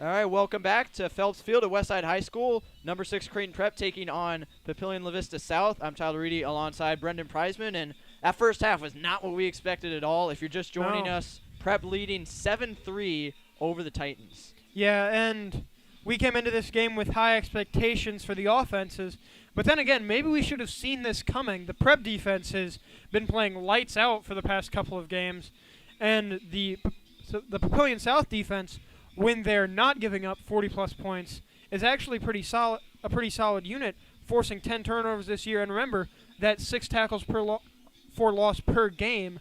So both defenses stepping up.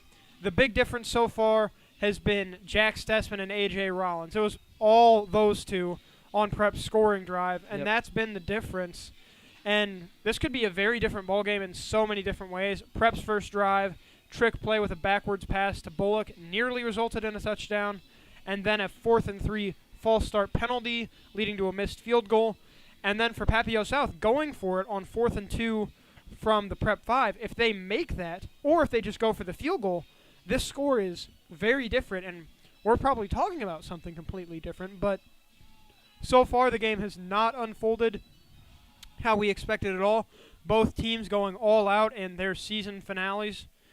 And Prep will kick off to start the second half. So now we get to see what Papio South is going to do coming out of the locker room. A bit of a disappointing finish to the first half.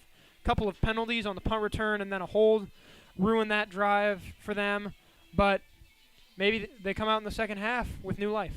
Yeah, so just to recap the scoring real quick for the first half, there wasn't much of it, but first of all, you had a 39-yard field goal made by Trenton Brem, the Papillion La Vista South kicker, and then early on in the second quarter, A.J. Rollins hauled in a long, deep ball, one-on-one coverage touchdown pass from Sam Meisenberg to put the Junior Jays up 7-3, and that's where we stand now. So what adjustments do these two teams need to make to come out with a win here in this season finale? Well, for Papio South, it's definitely switched into turn on the burners mode offensively, and one thing that will really help with that is if they start shortening their drives a bit, because their field goal drive was very long and the Prep defense looked very fatigued by the end of it.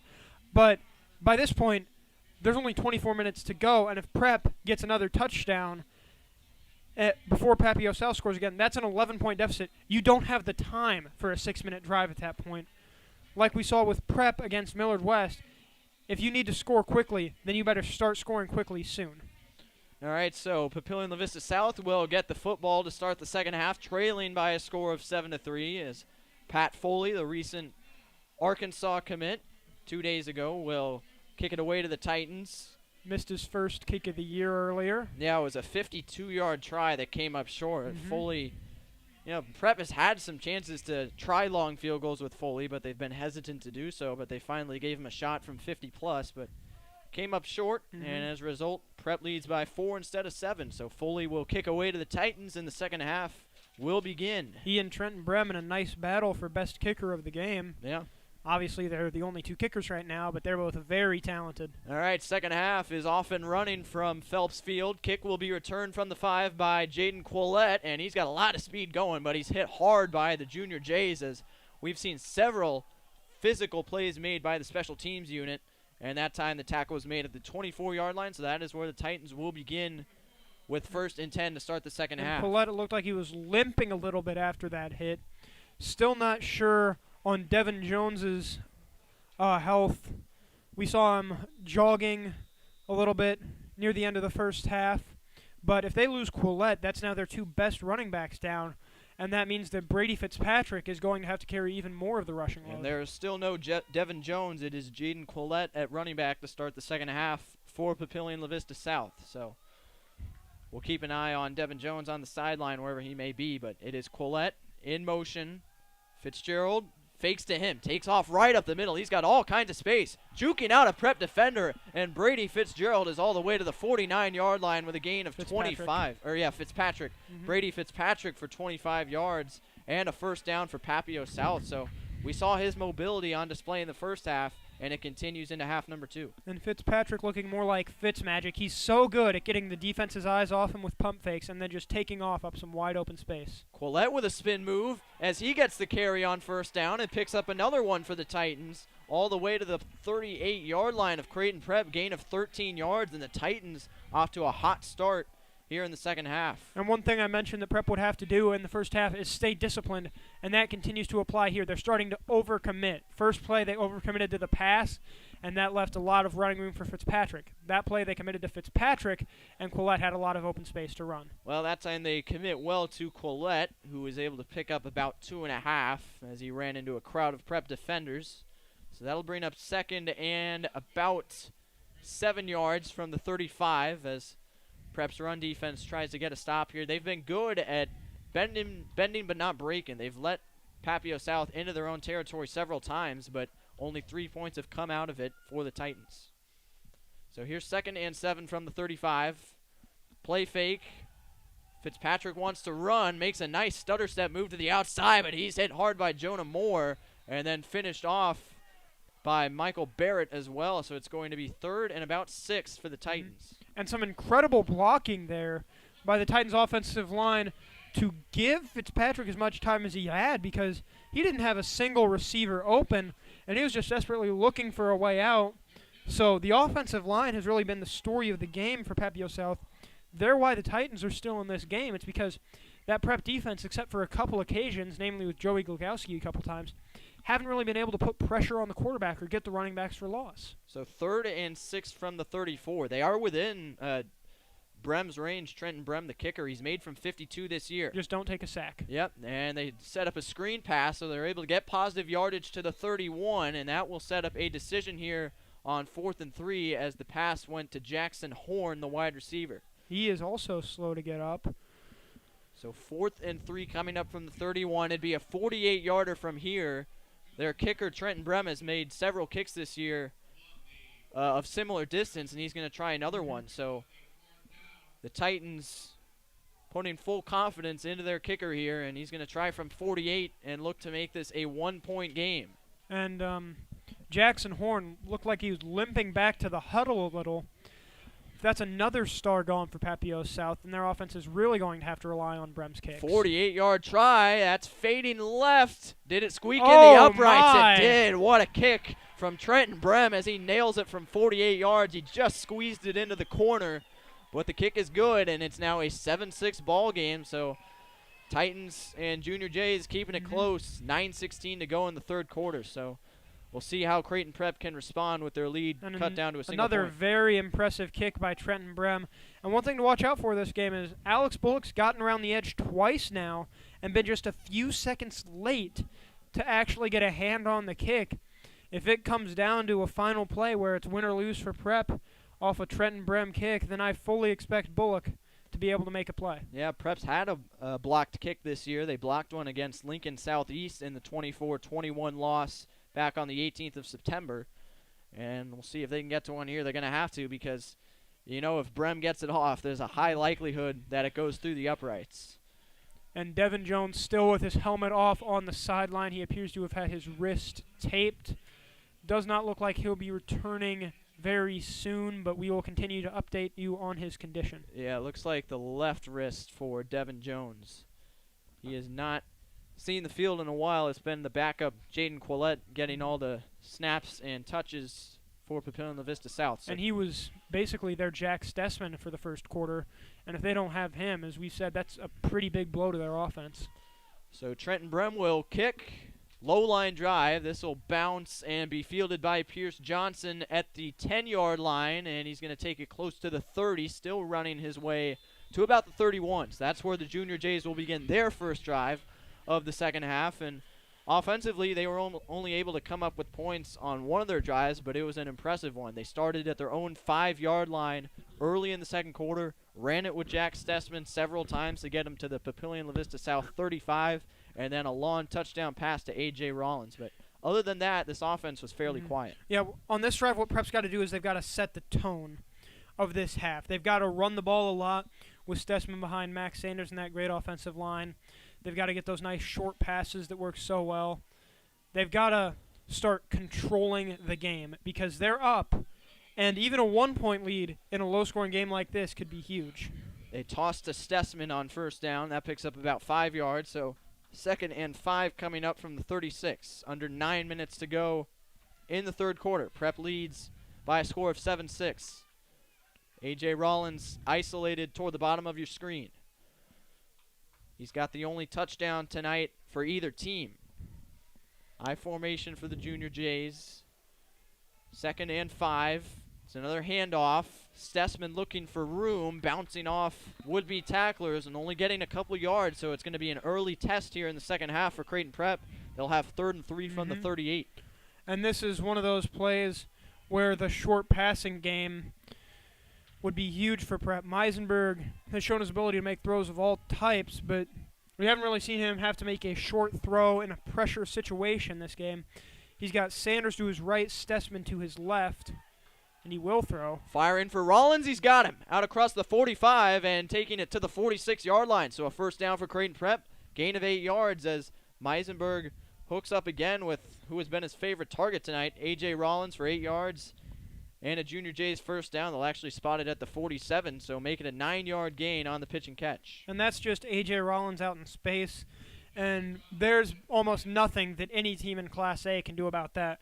Rollins knew where the sticks were and made sure to get just past them before turning around and waiting for the ball, and Meisenberg delivered an excellent pass to him to keep this prep drive alive. I formation on 1st and 10. It's a toss to Stessman, galloping through and doing a nice job to finish that run and drag defenders to the 44 of Papio South. So it's a 9-yard gain and sets up 2nd and 1, so maybe an opportunity for Prep to take a shot downfield here. Yeah, Stessman keeping those legs churning. He's done so well at that all game. And it looks like this might be time for a deep shot. Right now, it looks like we've got Rollins and Bullock isolated. Bullock at the top, Rollins at the bottom. Sam Sledge, the sophomore tight end, to the right side of the line. I think you might be right. Well, it's going to be a quick throw. They get it into the hands of Rollins, and that's going to be good for another first down. So pickup of about 5 or 6 yards to the 39, and it looks like Papillion La Vista South, after they got burned by the deep touchdown to Rollins earlier in the game, is really guarding against that happening again and leaving Rollins open for short throws. Yeah, and they're playing exactly into Prep's hands because, as I said, controlling the game means slowing the pace down and just imposing your will on the defense.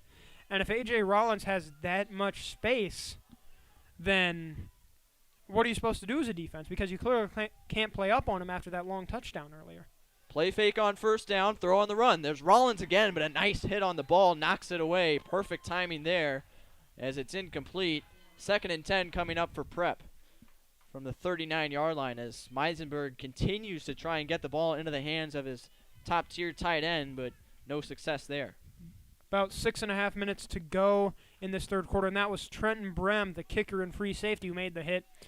That's strength against strength for these teams.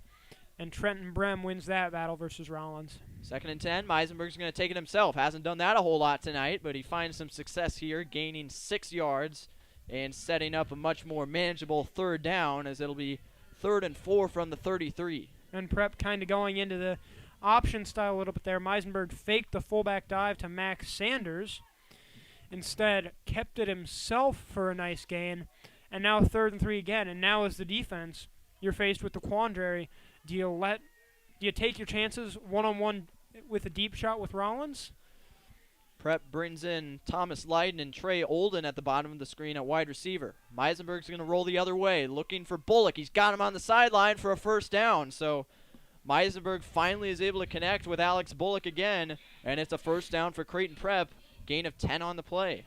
And Bullock can be one of the slot receivers in that Julian Edelman mold, one of those guys who can run a lot of nice short routes, get open with a pair of reliable hands. Made a nice catch there and sets up Prep just outside the red zone, only 23 yards away from potentially going up 8. 5:53 to go. Prep has marched right down the field here on their first drive of half number 2.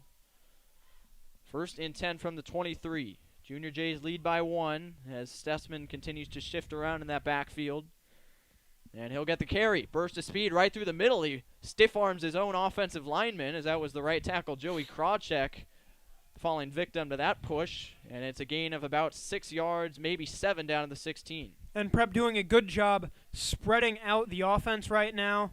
Leiden and Olden came in a couple plays ago, and Prep's basically been running 4 wide receivers, 1 running back, leaving the middle of the field wide open for Stessman. They're in the I formation now, but it was leaving a lot of holes for Jack Stessman. Single coverage on Bullock at the bottom of the screen. They're going to run the ball, though. Stessman looking for any room he can get up the middle. He's close to a first down. It looks like he has enough for it at about the 13. 13, it depends on the spot, and they're going to give him the first down.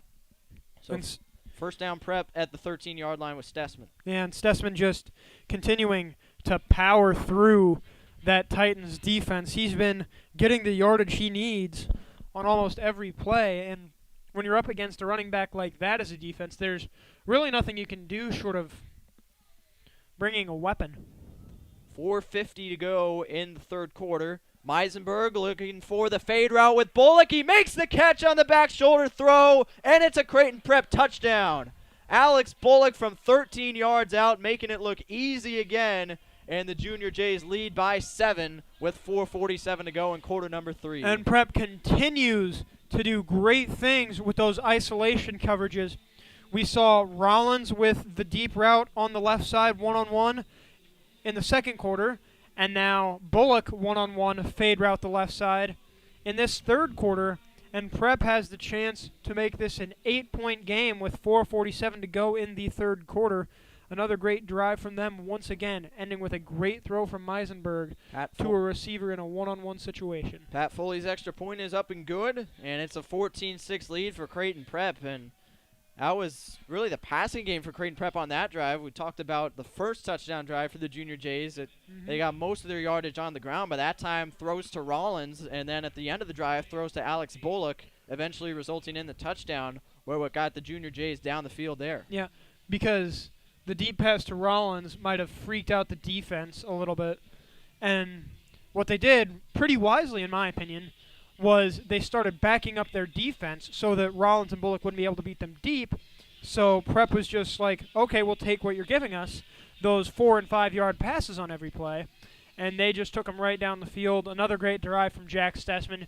He's clearly become this team's lead back, and it's well-earned with how he's playing tonight. Yeah, and give credit to Sam Meisenberg for that drive. All of his throws were right on the money, especially the touchdown. I mean, he put that football exactly where it needed to be, where only Alex Bullock could make a play on it to his back shoulder. So great throws from Meisenberg and a great touchdown drive for Prep.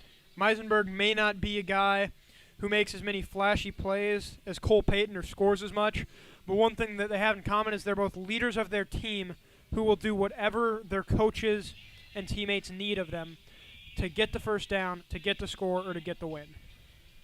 So the Junior Jays now up by 8 points, just past the midway point of the third quarter. We'll kick it away to Papio La Vista South. Titans started the second half with a 48-yard field goal, which made it a 1-point game, but then the Junior Jays responded with a touchdown to put us where we are right now. So this is one of those drives where you need a touchdown if you don't want the game to get out of hand for the Titans.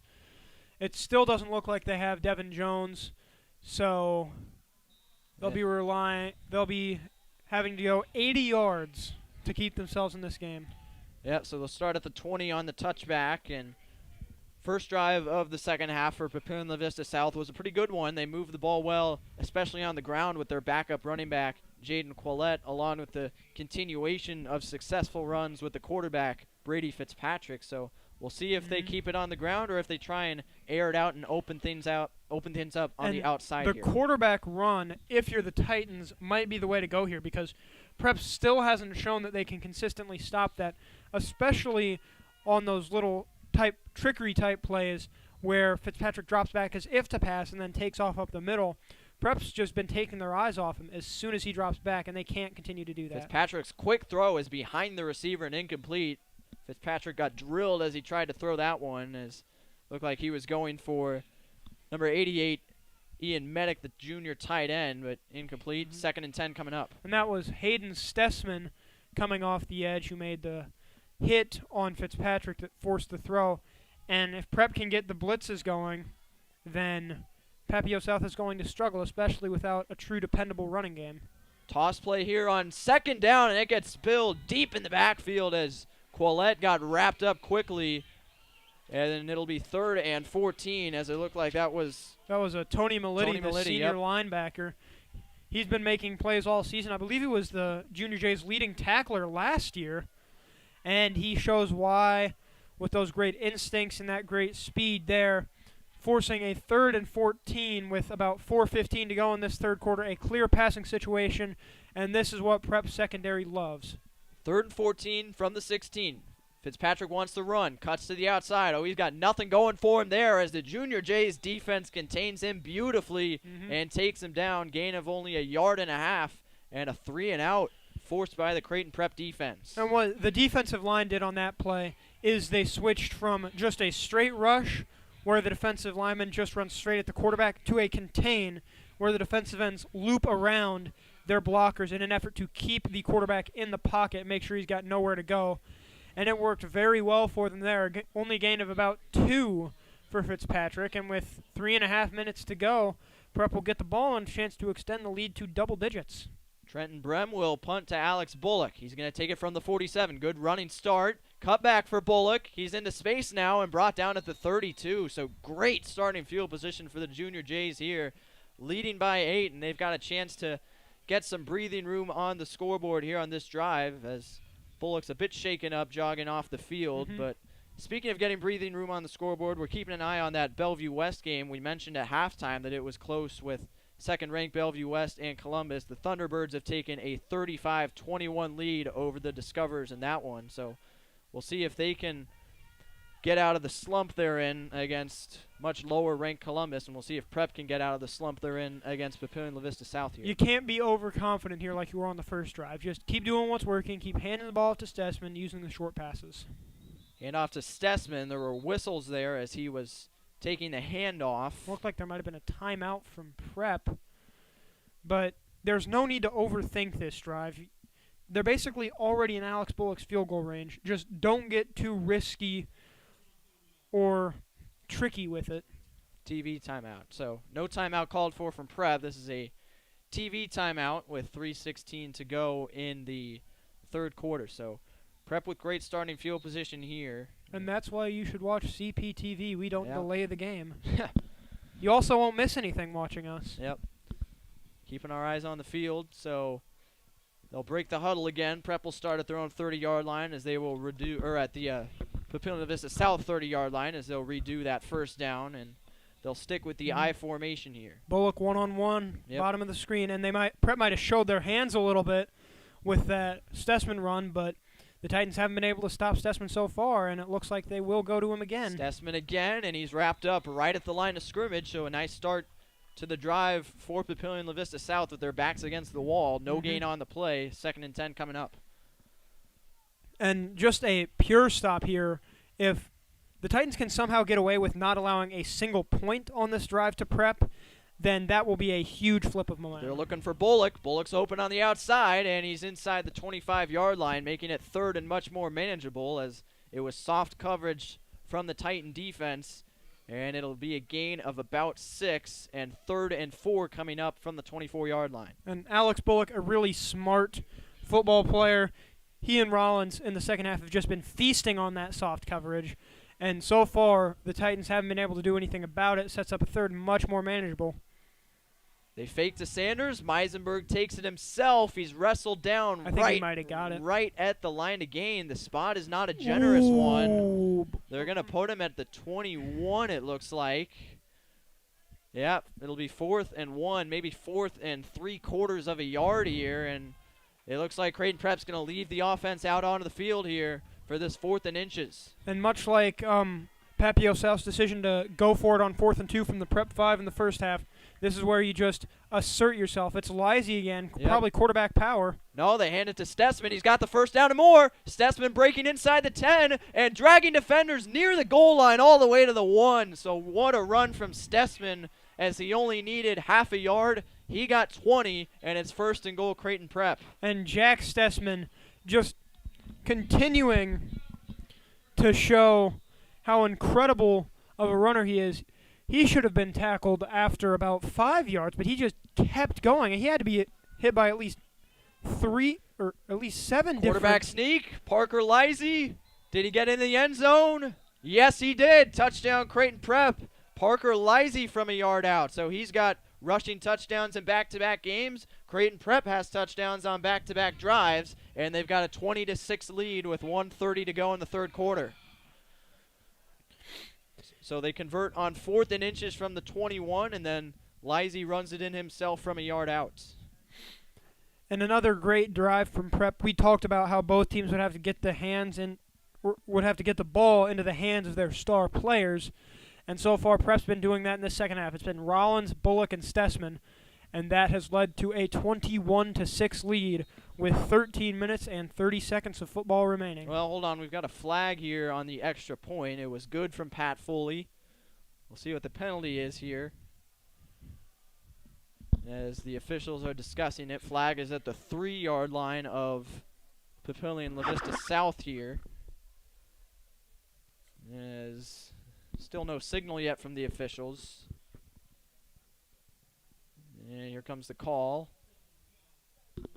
Personal foul against the defense against Papillion La Vista South, so the extra point will be allowed to stand. It's 21-6 Creighton Prep, and that should put the football maybe at the 45-yard line here for the kickoff. So could be a costly penalty as far as field position goes. And that's one of those plays where the Titans just shoot themselves in the foot for no real reason. There's still the entire fourth quarter and 90 seconds in this third quarter to go, and it's only a 15-point deficit. That's 2 touchdowns and 1 2-point conversion. But there's really no need to get the hit after the play because you're upset that you didn't get to stop. Yeah, so here we go. This kickoff is going to come from the Papillion La Vista South 45-yard line, so Pat Foley's got an opportunity to just squib this or pop this up and get it through the uprights. Yeah, maybe, but yeah, I bet he just tries to pop this one up and corner Papillion La Vista South into terrible field position here.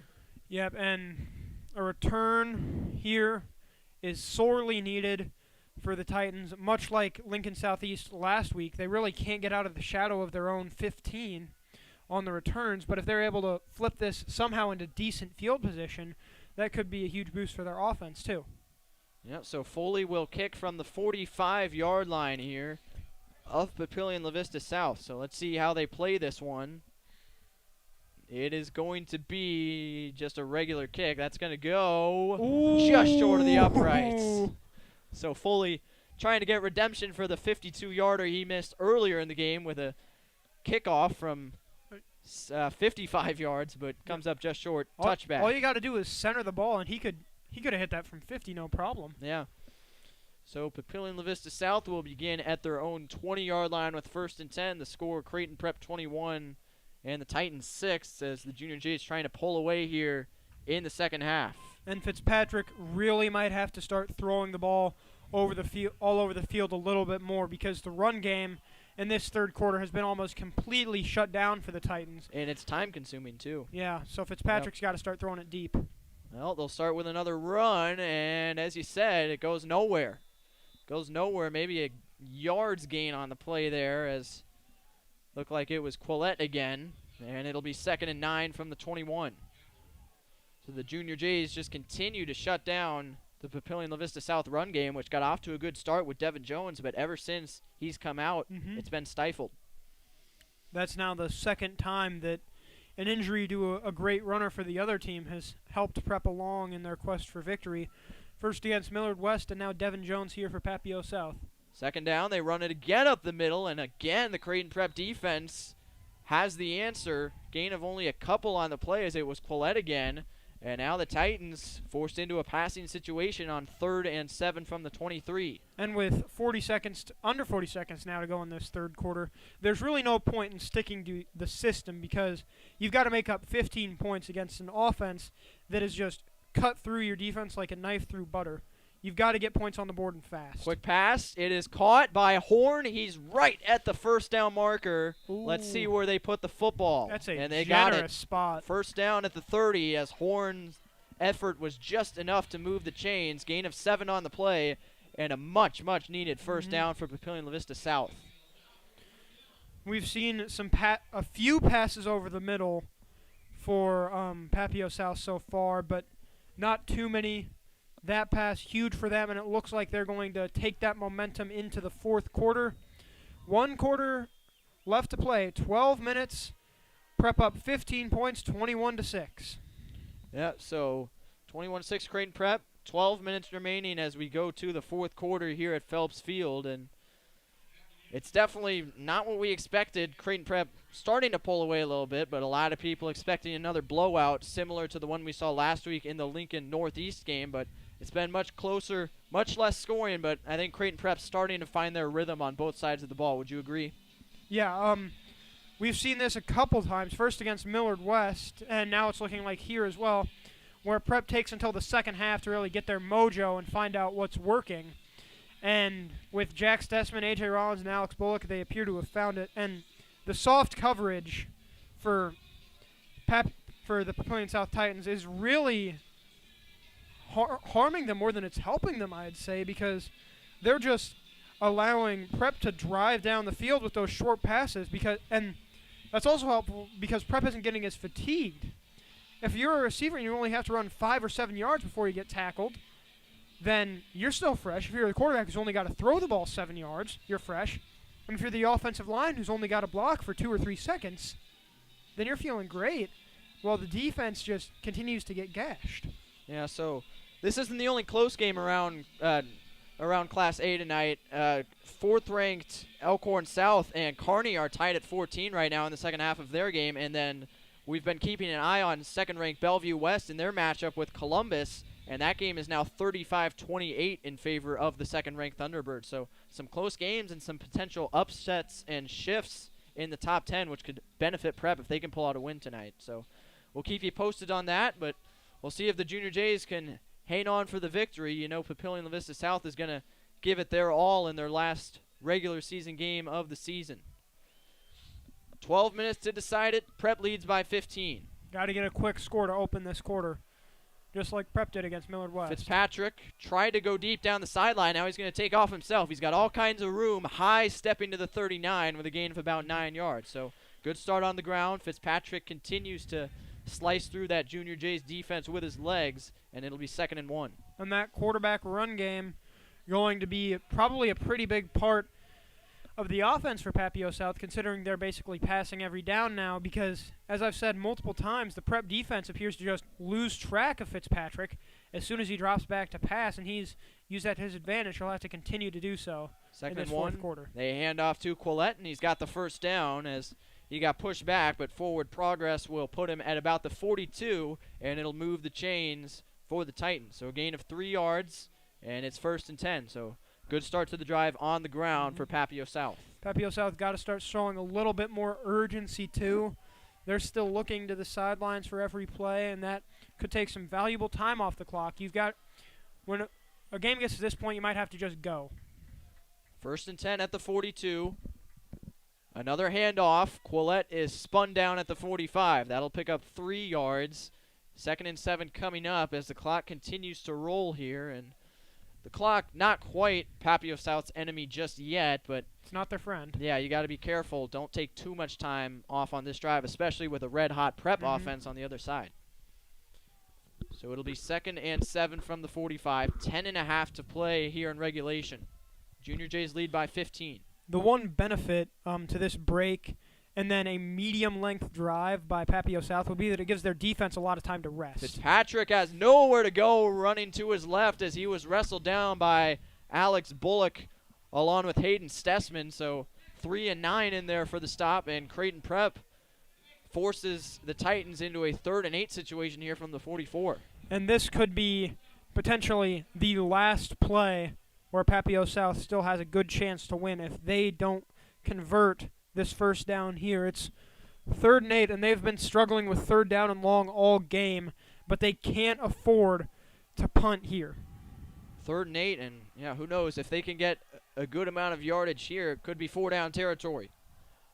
3rd and 8, play fake. Fitzpatrick steps up, Moves left, runs into the official, and he's going to be wrestled out of bounds by Bullock at the 47, so the official got in his way a bit, and it might have cost him a yard or two on that run. So now 4th down, and Papio La Vista South is going to punt, so starting to get closer and closer to do or die time for these Titans.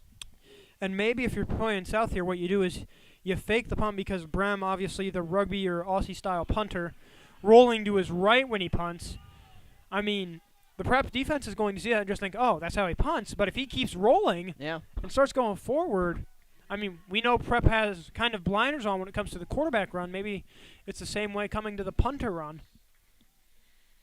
From the 46, Brem is going to kick.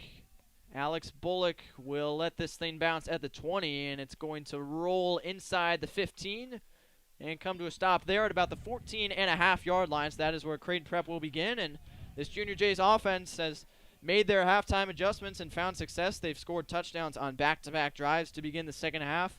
One of them a 13-yard touchdown catch from Alex Bullock, the other a 1-yard touchdown run from Parker Lisey, which came on the heels of a big 4th down conversion. So Junior Jays offense starting to get hot, and they've got an opportunity to put the game away right here.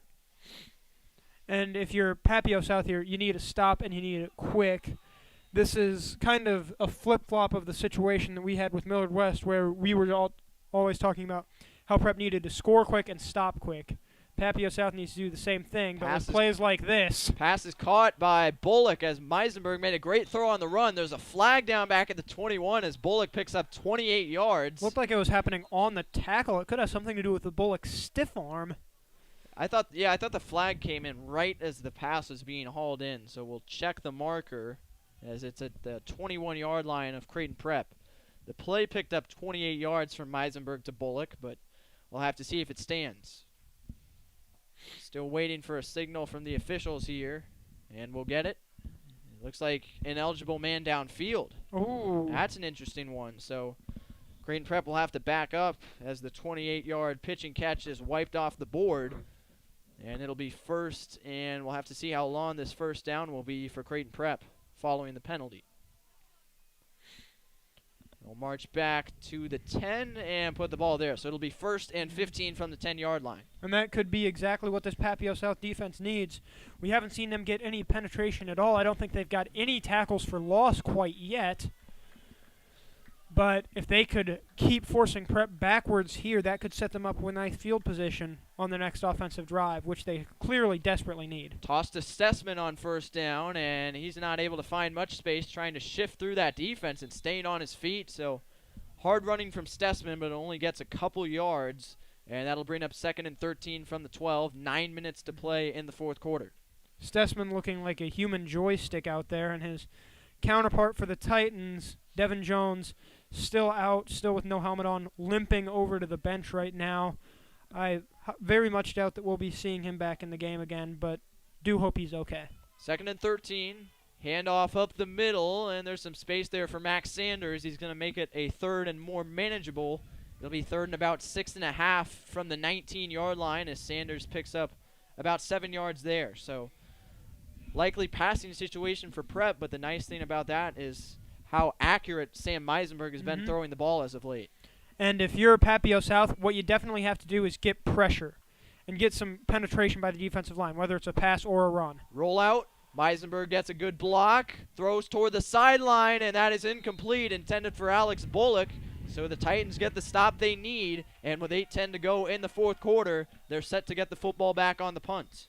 Well, as the saying goes, fool me once with the comeback route, shame on you. Fool me twice with the comeback route, shame on me. Fool me 3 times with the comeback route, I probably shouldn't be playing football.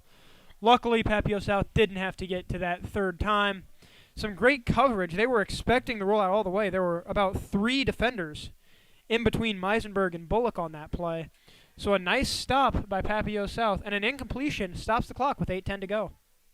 Pat Foley will punt. This is returnable, but a fair catch will be called for at the 42. And going back to that 3rd down play, you called out before the snap the need for pressure from Papillion La Vista South. And in addition to the coverage, there was a free rusher coming in towards Sam Meisenberg. Kind of had to rush that throw towards Bullock. Didn't have a chance to survey his other options. So they brought pressure. It worked out. And now the Titans have the ball back. And I think they need a touchdown on this drive right here, judging by how much clock they've been using on the ground and how well Prep's offense has been operating in the second half. So 21-6 Prep, 8:04 to go in the fourth quarter. And the quarterback run game could be huge. One thing that maybe could work is if Papio South went with a Tim Tebow-style jump pass offense where Fitzpatrick maybe runs up to the line as if he's going to run and then dumps it over the defense's head, because he's got a lot of fast receivers and running backs at his disposal that he could use. But it's going to be interesting to see how Papio South comes out with their backs fully against the wall. Second-ranked Bellevue West has expanded their lead back to 14 points. They're now up 42-28 over Columbus with a couple minutes left in the third quarter. So Prep obviously hoping for one of these top 10 teams, whether it be second-ranked Bellevue West or fourth-ranked Elkhorn South, to fall to unranked opponents tonight to help them out in their opportunity to get a bye week. But Prep's got to take care of business here. Got to get a stop defensively here with 8:04 to go in this fourth quarter. Titans will start at their own 42. And shout out to the Birdcage. It's not very warm tonight, but they've still got their shirts off. Yep. First and 10, 42-yard line. Quillette still in the game at running back. It's going to be a Fitzpatrick roll to the left. Fires on the run. He's on target. What a throw from Fitzpatrick as the catch was made there by Jackson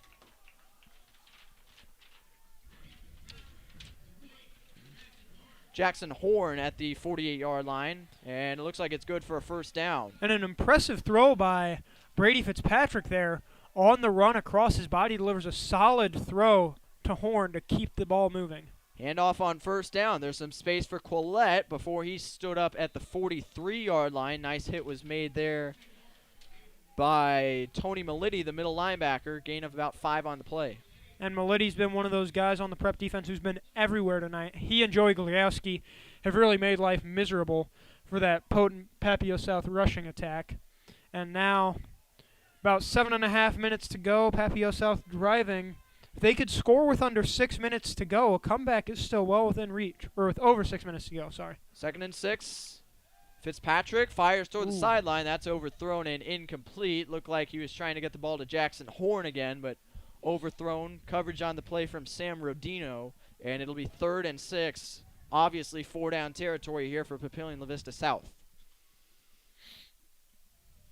So 3rd and 6 coming up, more like 3rd and 5 from the 43-yard line, as Fitzpatrick has gone 1 for 2 throwing the football on this drive. Probably gonna have to try and throw it again here. Yeah, 3rd down and long, crucial play. And they've been struggling with the passing game. Play fake, passes through the hands of the receiver. He was looking for Horn again, but incomplete. And now 4th and 6, 4th and 5 coming up for the Titans here. So this is the big play of the game so far right here, and it looks like the offense will stay out on the field. And this is where you just got to go for broke if you're Papio South. Even if you had gotten that field goal earlier when you went for it on 4th and 2 from the 5, that still would have made it 21-9. Still a 2-possession game, but you can't think about what you could have done differently back earlier in this game. You got to think about what you can do now, and what you got to do is get this first down. Fitzpatrick's throw is incomplete. It was too tall for his intended target, Jackson Trout, and it's incomplete. Prep will take over at the 43-yard line, and that stop wasn't as much induced by the Prep defense as it was by the mistakes from the quarterback, Fitzpatrick, missing 2 open receivers. So it'll be 1st and 10, Creighton Prep at the 43. Parker Lisey's in the game at quarterback, so Junior Jay's giving him plenty of opportunities tonight. He's got a rushing touchdown in this game, and expect some more quarterback power runs from him, because that's what he's very good at. And some nice defense by Max Sanders, too, because Fitzpatrick had to fit the ball over him, and that could have had something to do with the high throw. Jack Stessman bursting through the hole and crossing midfield for a gain of 8 yards. So it'll be 2nd and 2 from the Papillion La Vista South 49 with now under 7 minutes to play in the fourth quarter. So Lisey brought into the game at quarterback with an obvious rushing situation here on this drive for Creighton Prep, trying to close this one out. And Prep, we saw last week, very good at just running those closeout drives. Lisey's got the chance to do it again. Some nice reps for the sophomore. Lisey takes it himself. He's got the first down, and physical running takes him to about the 42-yard line. So a gain of 7 yards, and the Junior Jays move the chains. It'll be 1st and 10 from the 41. Now 6:38 to go in the fourth quarter. Lisey kind of reminds me of my favorite college player, Sam Ellinger, a little bit. Got some good power running. Seems like a good team leader, and he knows what to do with the ball and when to do it. Still in the game on 1st and 10. Plenty of men in the backfield as they hand off to Stessman, and he's able to sidestep his way through inside the 30. So another nice run from Stessman, pick up a 15 yards, and it's another Creighton Prep first down as they'll set up shop at the 27 with 6:17 to go. Stessman just continues to keep his legs churning no matter who hits him, and a little bit of a spin move on that run.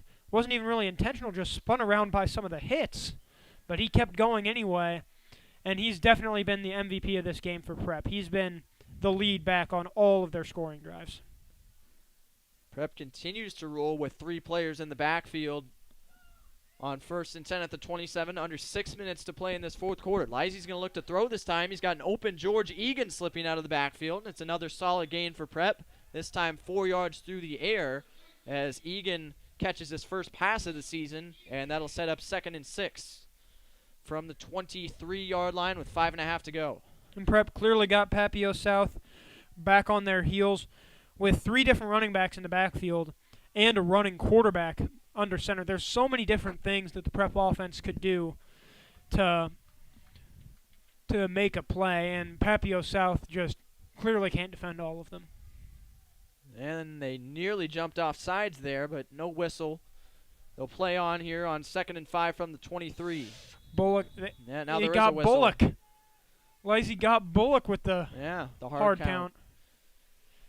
So the flag is down, pre-snap penalty, and it's a false start against Prep, so that'll back him up to 2nd and 10 from the 28-yard line, and every yard counts at this point for Papillion La Vista South. Their backs are really against the walls late in this game. About 5 minutes to go, and in Madden, this is where you turn the strip ball to aggressive. You just got to get a turnover here. Yeah, and a field goal makes this a 3-possession game. So that would really put it out of reach. 2nd and 10 from the 28. 3-man backfield again surrounding Parker Lisey. Pressure brought from the Titans. Airing it out downfield. Single coverage. Bullock! He made the catch for the touchdown. Alex Bullock from 28 yards. Mossing the defender and putting the Junior Jays up by 21. You can't press on Bullock. You clearly cannot play press coverage in a man-to-man coverage against Alex Bullock or A.J. Rollins. That's the 2nd time tonight they've been burned by leaving a corner isolated on Bullock. And what a throw from Parker Lisey to set this up. Bullock does a great job adjusting his body to make the catch. And if this is the playoff team we get to see, this Prep team that showed up in the second half, I am looking forward to it. Pat Foley's extra point is up and through to make it 28-6. And I tell you what, it's like boys against men when Rollins and Bullock are running down the field in single coverage on those deep balls. They've tried 3 deep balls to Rollins and Bullock tonight, and all 3 of them have resulted in touchdowns. It's just looked way too easy for them. And give credit to the quarterbacks, too, because those throws are not easy to make. You've got to make sure that you get the ball over the defender, but you also can't overthrow the receiver either. And we've seen Meisenberg and now Lisey just deliver perfect passes for the catch right where only the receiver can get them, and Bullock and Rollins have gone up and got them. So Prep inching closer to a season-closing victory here, up by 22 with 4:40 to go. It's almost certain that they get a first-round bye if they can close it out tonight. Looking at some of the other matchups, 4th-ranked Elkhorn South has taken the lead back against unranked Kearney. They now lead 21-14. That Bellevue West game is still 42-28 in favor of the 2nd-ranked Thunderbirds. Those 2 games, unless something happens here, if this somehow goes to overtime, those 2 games are going to finish after our game here. So switch over to those games when we're done here. Keep an eye on that, as we could see some shifts in the Class A rankings if an upset happens in one of those 2. So Bellevue West and Elkhorn South playing much closer games than we expected, but Prep starting to pull away here. And one thing that could be interesting to see, I think, is a potential playoff matchup in the second or third round would be Prep versus Bellevue West, because that game was supposed to happen a few weeks after the West Side game, and then after the positive coronavirus test from one of the members of the football team, it did not happen. Yep. And I wasn't really looking forward to that because Bellevue West won their first 2 games in blowout fashion, but now I think that'd be an interesting matchup. Yep, and as we were speaking, Bellevue West extended their lead to 21, so they're starting to do exactly what Prep is doing here, expanding their lead and trying to put a grip on their game. Prep continues to show their talent as a second-half Kick team. return from the 2. What a tackle made there by number 30 for Creighton Prep, Michael Palmisano, the free safety. So he upends the returner at the 16-yard line, and that is where Papillion La Vista South will begin, and they need to score extremely quickly if they want any chance to win this game. And for the 3rd game in a row, the Prep team has just switched into the let's start having some fun mode. It took a while for them to do it. Like, it took them a lot longer than it did against Lincoln Southeast. But now they know they've got the win in hand, and they're just having fun. So 1st and 10 at the 16-yard line for the Titans. 4:36 to go in the 4th quarter.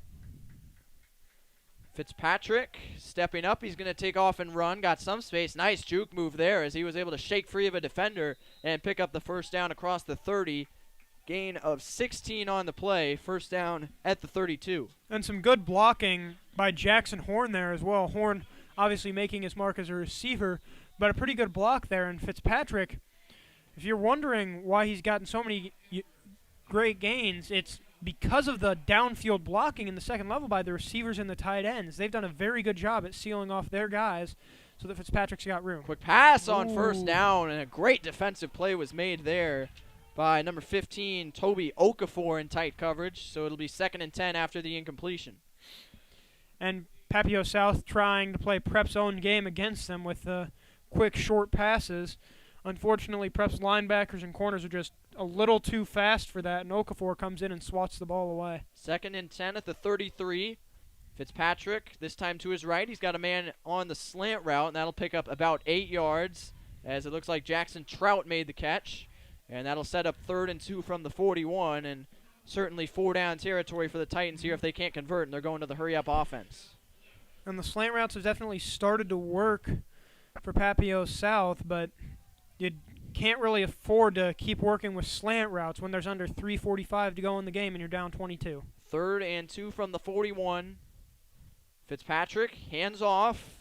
Quillette is not going to get the first down. There's a flag. There's a flag as Quillette got halfway there. And there's a flag down at the 42-yard line, and this is a big penalty here. Referees will have a discussion, and we'll see what the call is. As it stands right now, it's going to be 4th and 1 from the 42, but a holding penalty would make it 3rd and about 12. Let's see what the call is. Face mask. Face mask against Creighton Prep, and that's a big one. Not only does it cost the Junior Jays 15 yards, it also stops the clock and gives Papio South the first down on what otherwise would have been a 4th and 1. So clock stopped with 3:32 to go. Now 1st and 10 at the 46-yard line. And much like Lincoln Southeast on their final drive last week, Papillion La Vista South is just playing for pride. And Fitzpatrick's pass batted down at the line of scrimmage by Ryan Carney.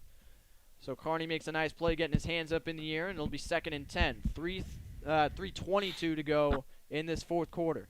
2nd and 10 from the 46. As Papio South continues to try to work those slant routes. The Prep defense continues to play hyped up, and we've seen a lot of this when they've come out on the field after long offensive drives or after breaks, whether it's halftime or quarter.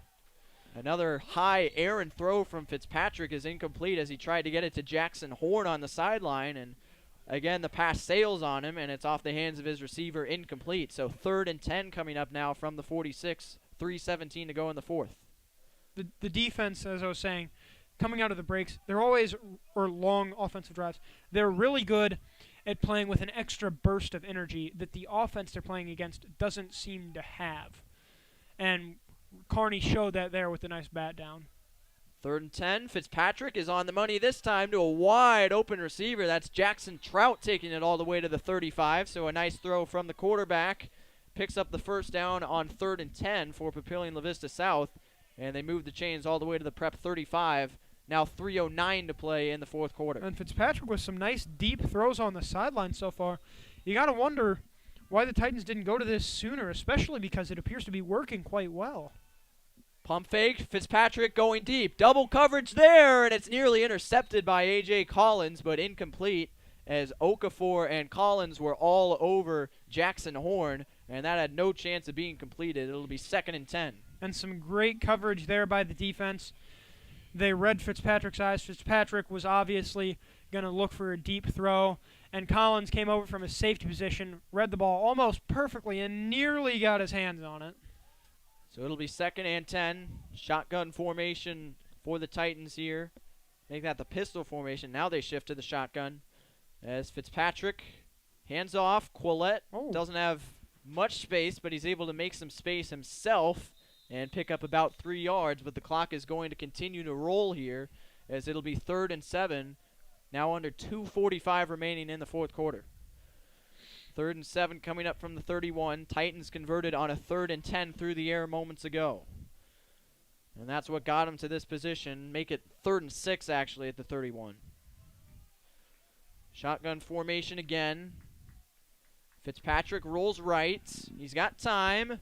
Now he's in trouble. Now flips it, and it's incomplete. Nice hit there from A.J. Collins. He's making a couple nice defensive plays on this drive. And now 4th and 6 coming up for Papio South, and their fate is really on the line right here.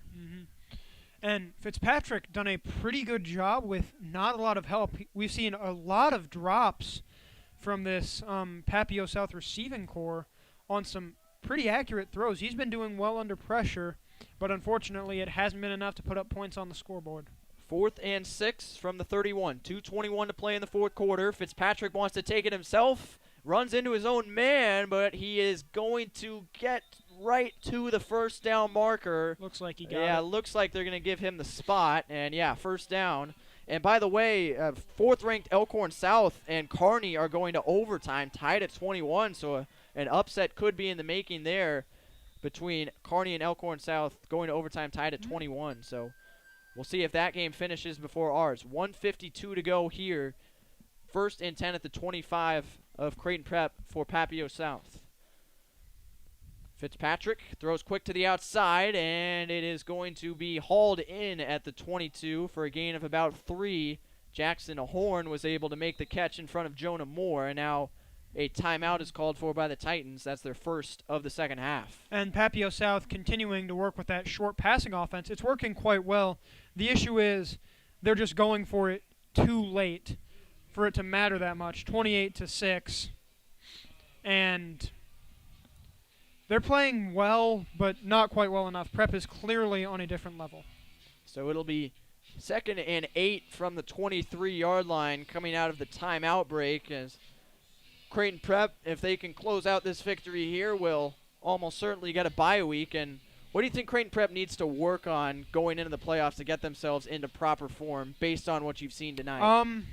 I'd say that it's starting faster because, especially against Westside, we saw what happens when Prep struggles in the first half, specifically in the 2nd quarter against Westside. But they've got to start quickly, and if they get gashed on the first drive, they need to figure out what is gashing them and figure out how to stop it on the next couple of drives. Because with Westside, they did very well in the 1st quarter, and then the 2nd quarter, deep passes killed them. And with Papio South, it's kind of the reverse. The run game killed them on Papio South's first drive, but they figured out how to stop it, and then they did. Fitzpatrick is in trouble trying to run forward and salvage something out of that play, which he does. Gain of 4 yards, and it's going to be another Titans timeout. It'll be 3rd and 4 from the 19-yard line as Papio South enters the red zone. 1:26 to go in this 4th quarter.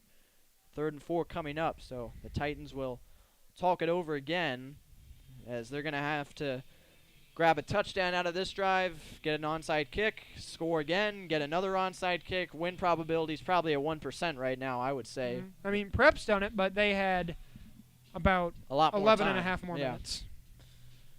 So a 22-point deficit to try and overcome, and it's definitely going to take a miracle for Papio South, and this is, as he said, more unlikely than Prep's situation was a few weeks back in the Millard West game when they trailed 26-0 going into the fourth quarter.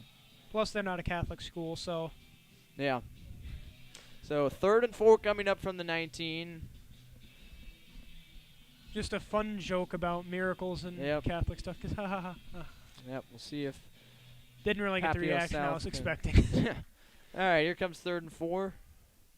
Fitzpatrick with pressure, fires toward the end zone, catches made, and making a nice turn at the 5-yard line, and taking it down to the 2 is Jackson Trout. So it's going to be 1st and goal. Titans will hurry back to the line with 1:20 to go in the fourth quarter. And Fitzpatrick continuing to make those nice throws. And his receivers this entire game basically have done a really good job at finding the soft spots in the Prep zone defense. And he's been getting the ball to them, and it's been working. 1st and goal, it is Quillette, and he stopped short. That's going to take some time off the clock, as it's going to be 2nd and goal from the 2-yard line. No gain on the play. Clock is running. 1:05 to go in the fourth quarter. Titans hurrying to the line again. Fitzpatrick tries to do it himself, and Looks I don't like he's think he short, got there. yeah. Yeah, he's a yard short, so the clock will roll again, and it's going to be 3rd and goal, and now a timeout is called for. That's the final timeout of the half for Papillion La Vista South. 49 seconds remain in the fourth quarter. It'll be 3rd and goal from the 1-yard line. So Papio South trying to get it in on the ground, but it's costing them time on the clock as this drive has taken about 4 minutes here. As it'll be 3rd and goal from the 1. 28-6 the score in favor of Prep. So do you put it on the ground again here and risk running the clock on 3rd and goal? At this point, just whatever you think is going to get a score, just run that, because it's 3rd and goal from about the 2, and as we saw with that play-action pass early in the second quarter, Papio South has struggled to get 2 yards in crucial plays against this Prep defense. So if you're Papio South, maybe just pull out some trickery and try and get into the end zone and get ready for the playoffs. 4th-ranked Elkhorn South has scored on their first drive of overtime. They lead 28-21. Now they can get a stop on defense to win the game. Can Prep get a stop on defense, try and close things out? Oh, yes, they can with authority at the 7-yard line. A monster hit there from Max Cobbs, the linebacker, and it's going to be 4th and goal back at the 7. Yeah, the clock is rolling too. They ran a pitch left, and Sanders just said, I don't think so. Or, sorry, Cobb said, I don't think so. 4th and goal, pass to the end zone, incomplete. Is there a flag? There is. Or is there? Oh. I don't see one. Oh, there's. Yeah, it's incomplete. And Prep is going to take over with a chance to go into victory formation, and Elkhorn South has just secured the victory over Kearney, so the 4th-ranked Storms survive against the Bearcats, and we'll see if that does anything to the Class A rankings going into the playoffs. But Prep will have the ball on offense. Papio South now powerless to stop the clock. 25 seconds to go. Certainly looked like it could have been a penalty on Okafor. He turned around with his hands up after the ball went incomplete. Looked like he was about to say, what, a penalty? But gets maybe a little bit lucky there. It kind of reminded me of Kevin Harlan from last year, that Chiefs-Chargers game. I'm calling both games. Yeah. that was fantastic Yeah. to watch live. Yeah. And, of course, it was even more fun for you since you were a Chiefs fan and it meant that your team got a bye week. Well, Prep will go to a knee, and that's going to write an end to a regular season. And what a regular season it was for Creighton Prep as they reel off 4 consecutive victories to close it out. And they finished the year with a 5-2 record. And speaking of bye weeks. Yeah, that should secure a bye week for the Junior Jays as they defeat Papillion La Vista South by a final score of 28-6 behind touchdowns from A.J. Rollins, Parker Lizzie, Alex Bullock, and Alex Bullock again. Yeah, so Bullock with 2 more touchdowns as he closes out what was really an MVP caliber season. With an MVP caliber performance. Yeah, absolutely. So Prep wins 28-6. And they will head into the playoffs on a high note with 4 consecutive victories. What a season it was for the Junior Jays. Yeah, that shutdown might have been just what the team needed. I remember I mentioned my conversation with the offensive coordinator, Coach Fife, a couple of weeks ago. He said that they really streamlined the offense and cut it to what was working for them, and anything that wasn't working for them they cut out, and that appears to have worked very well so far. That's now 24-plus points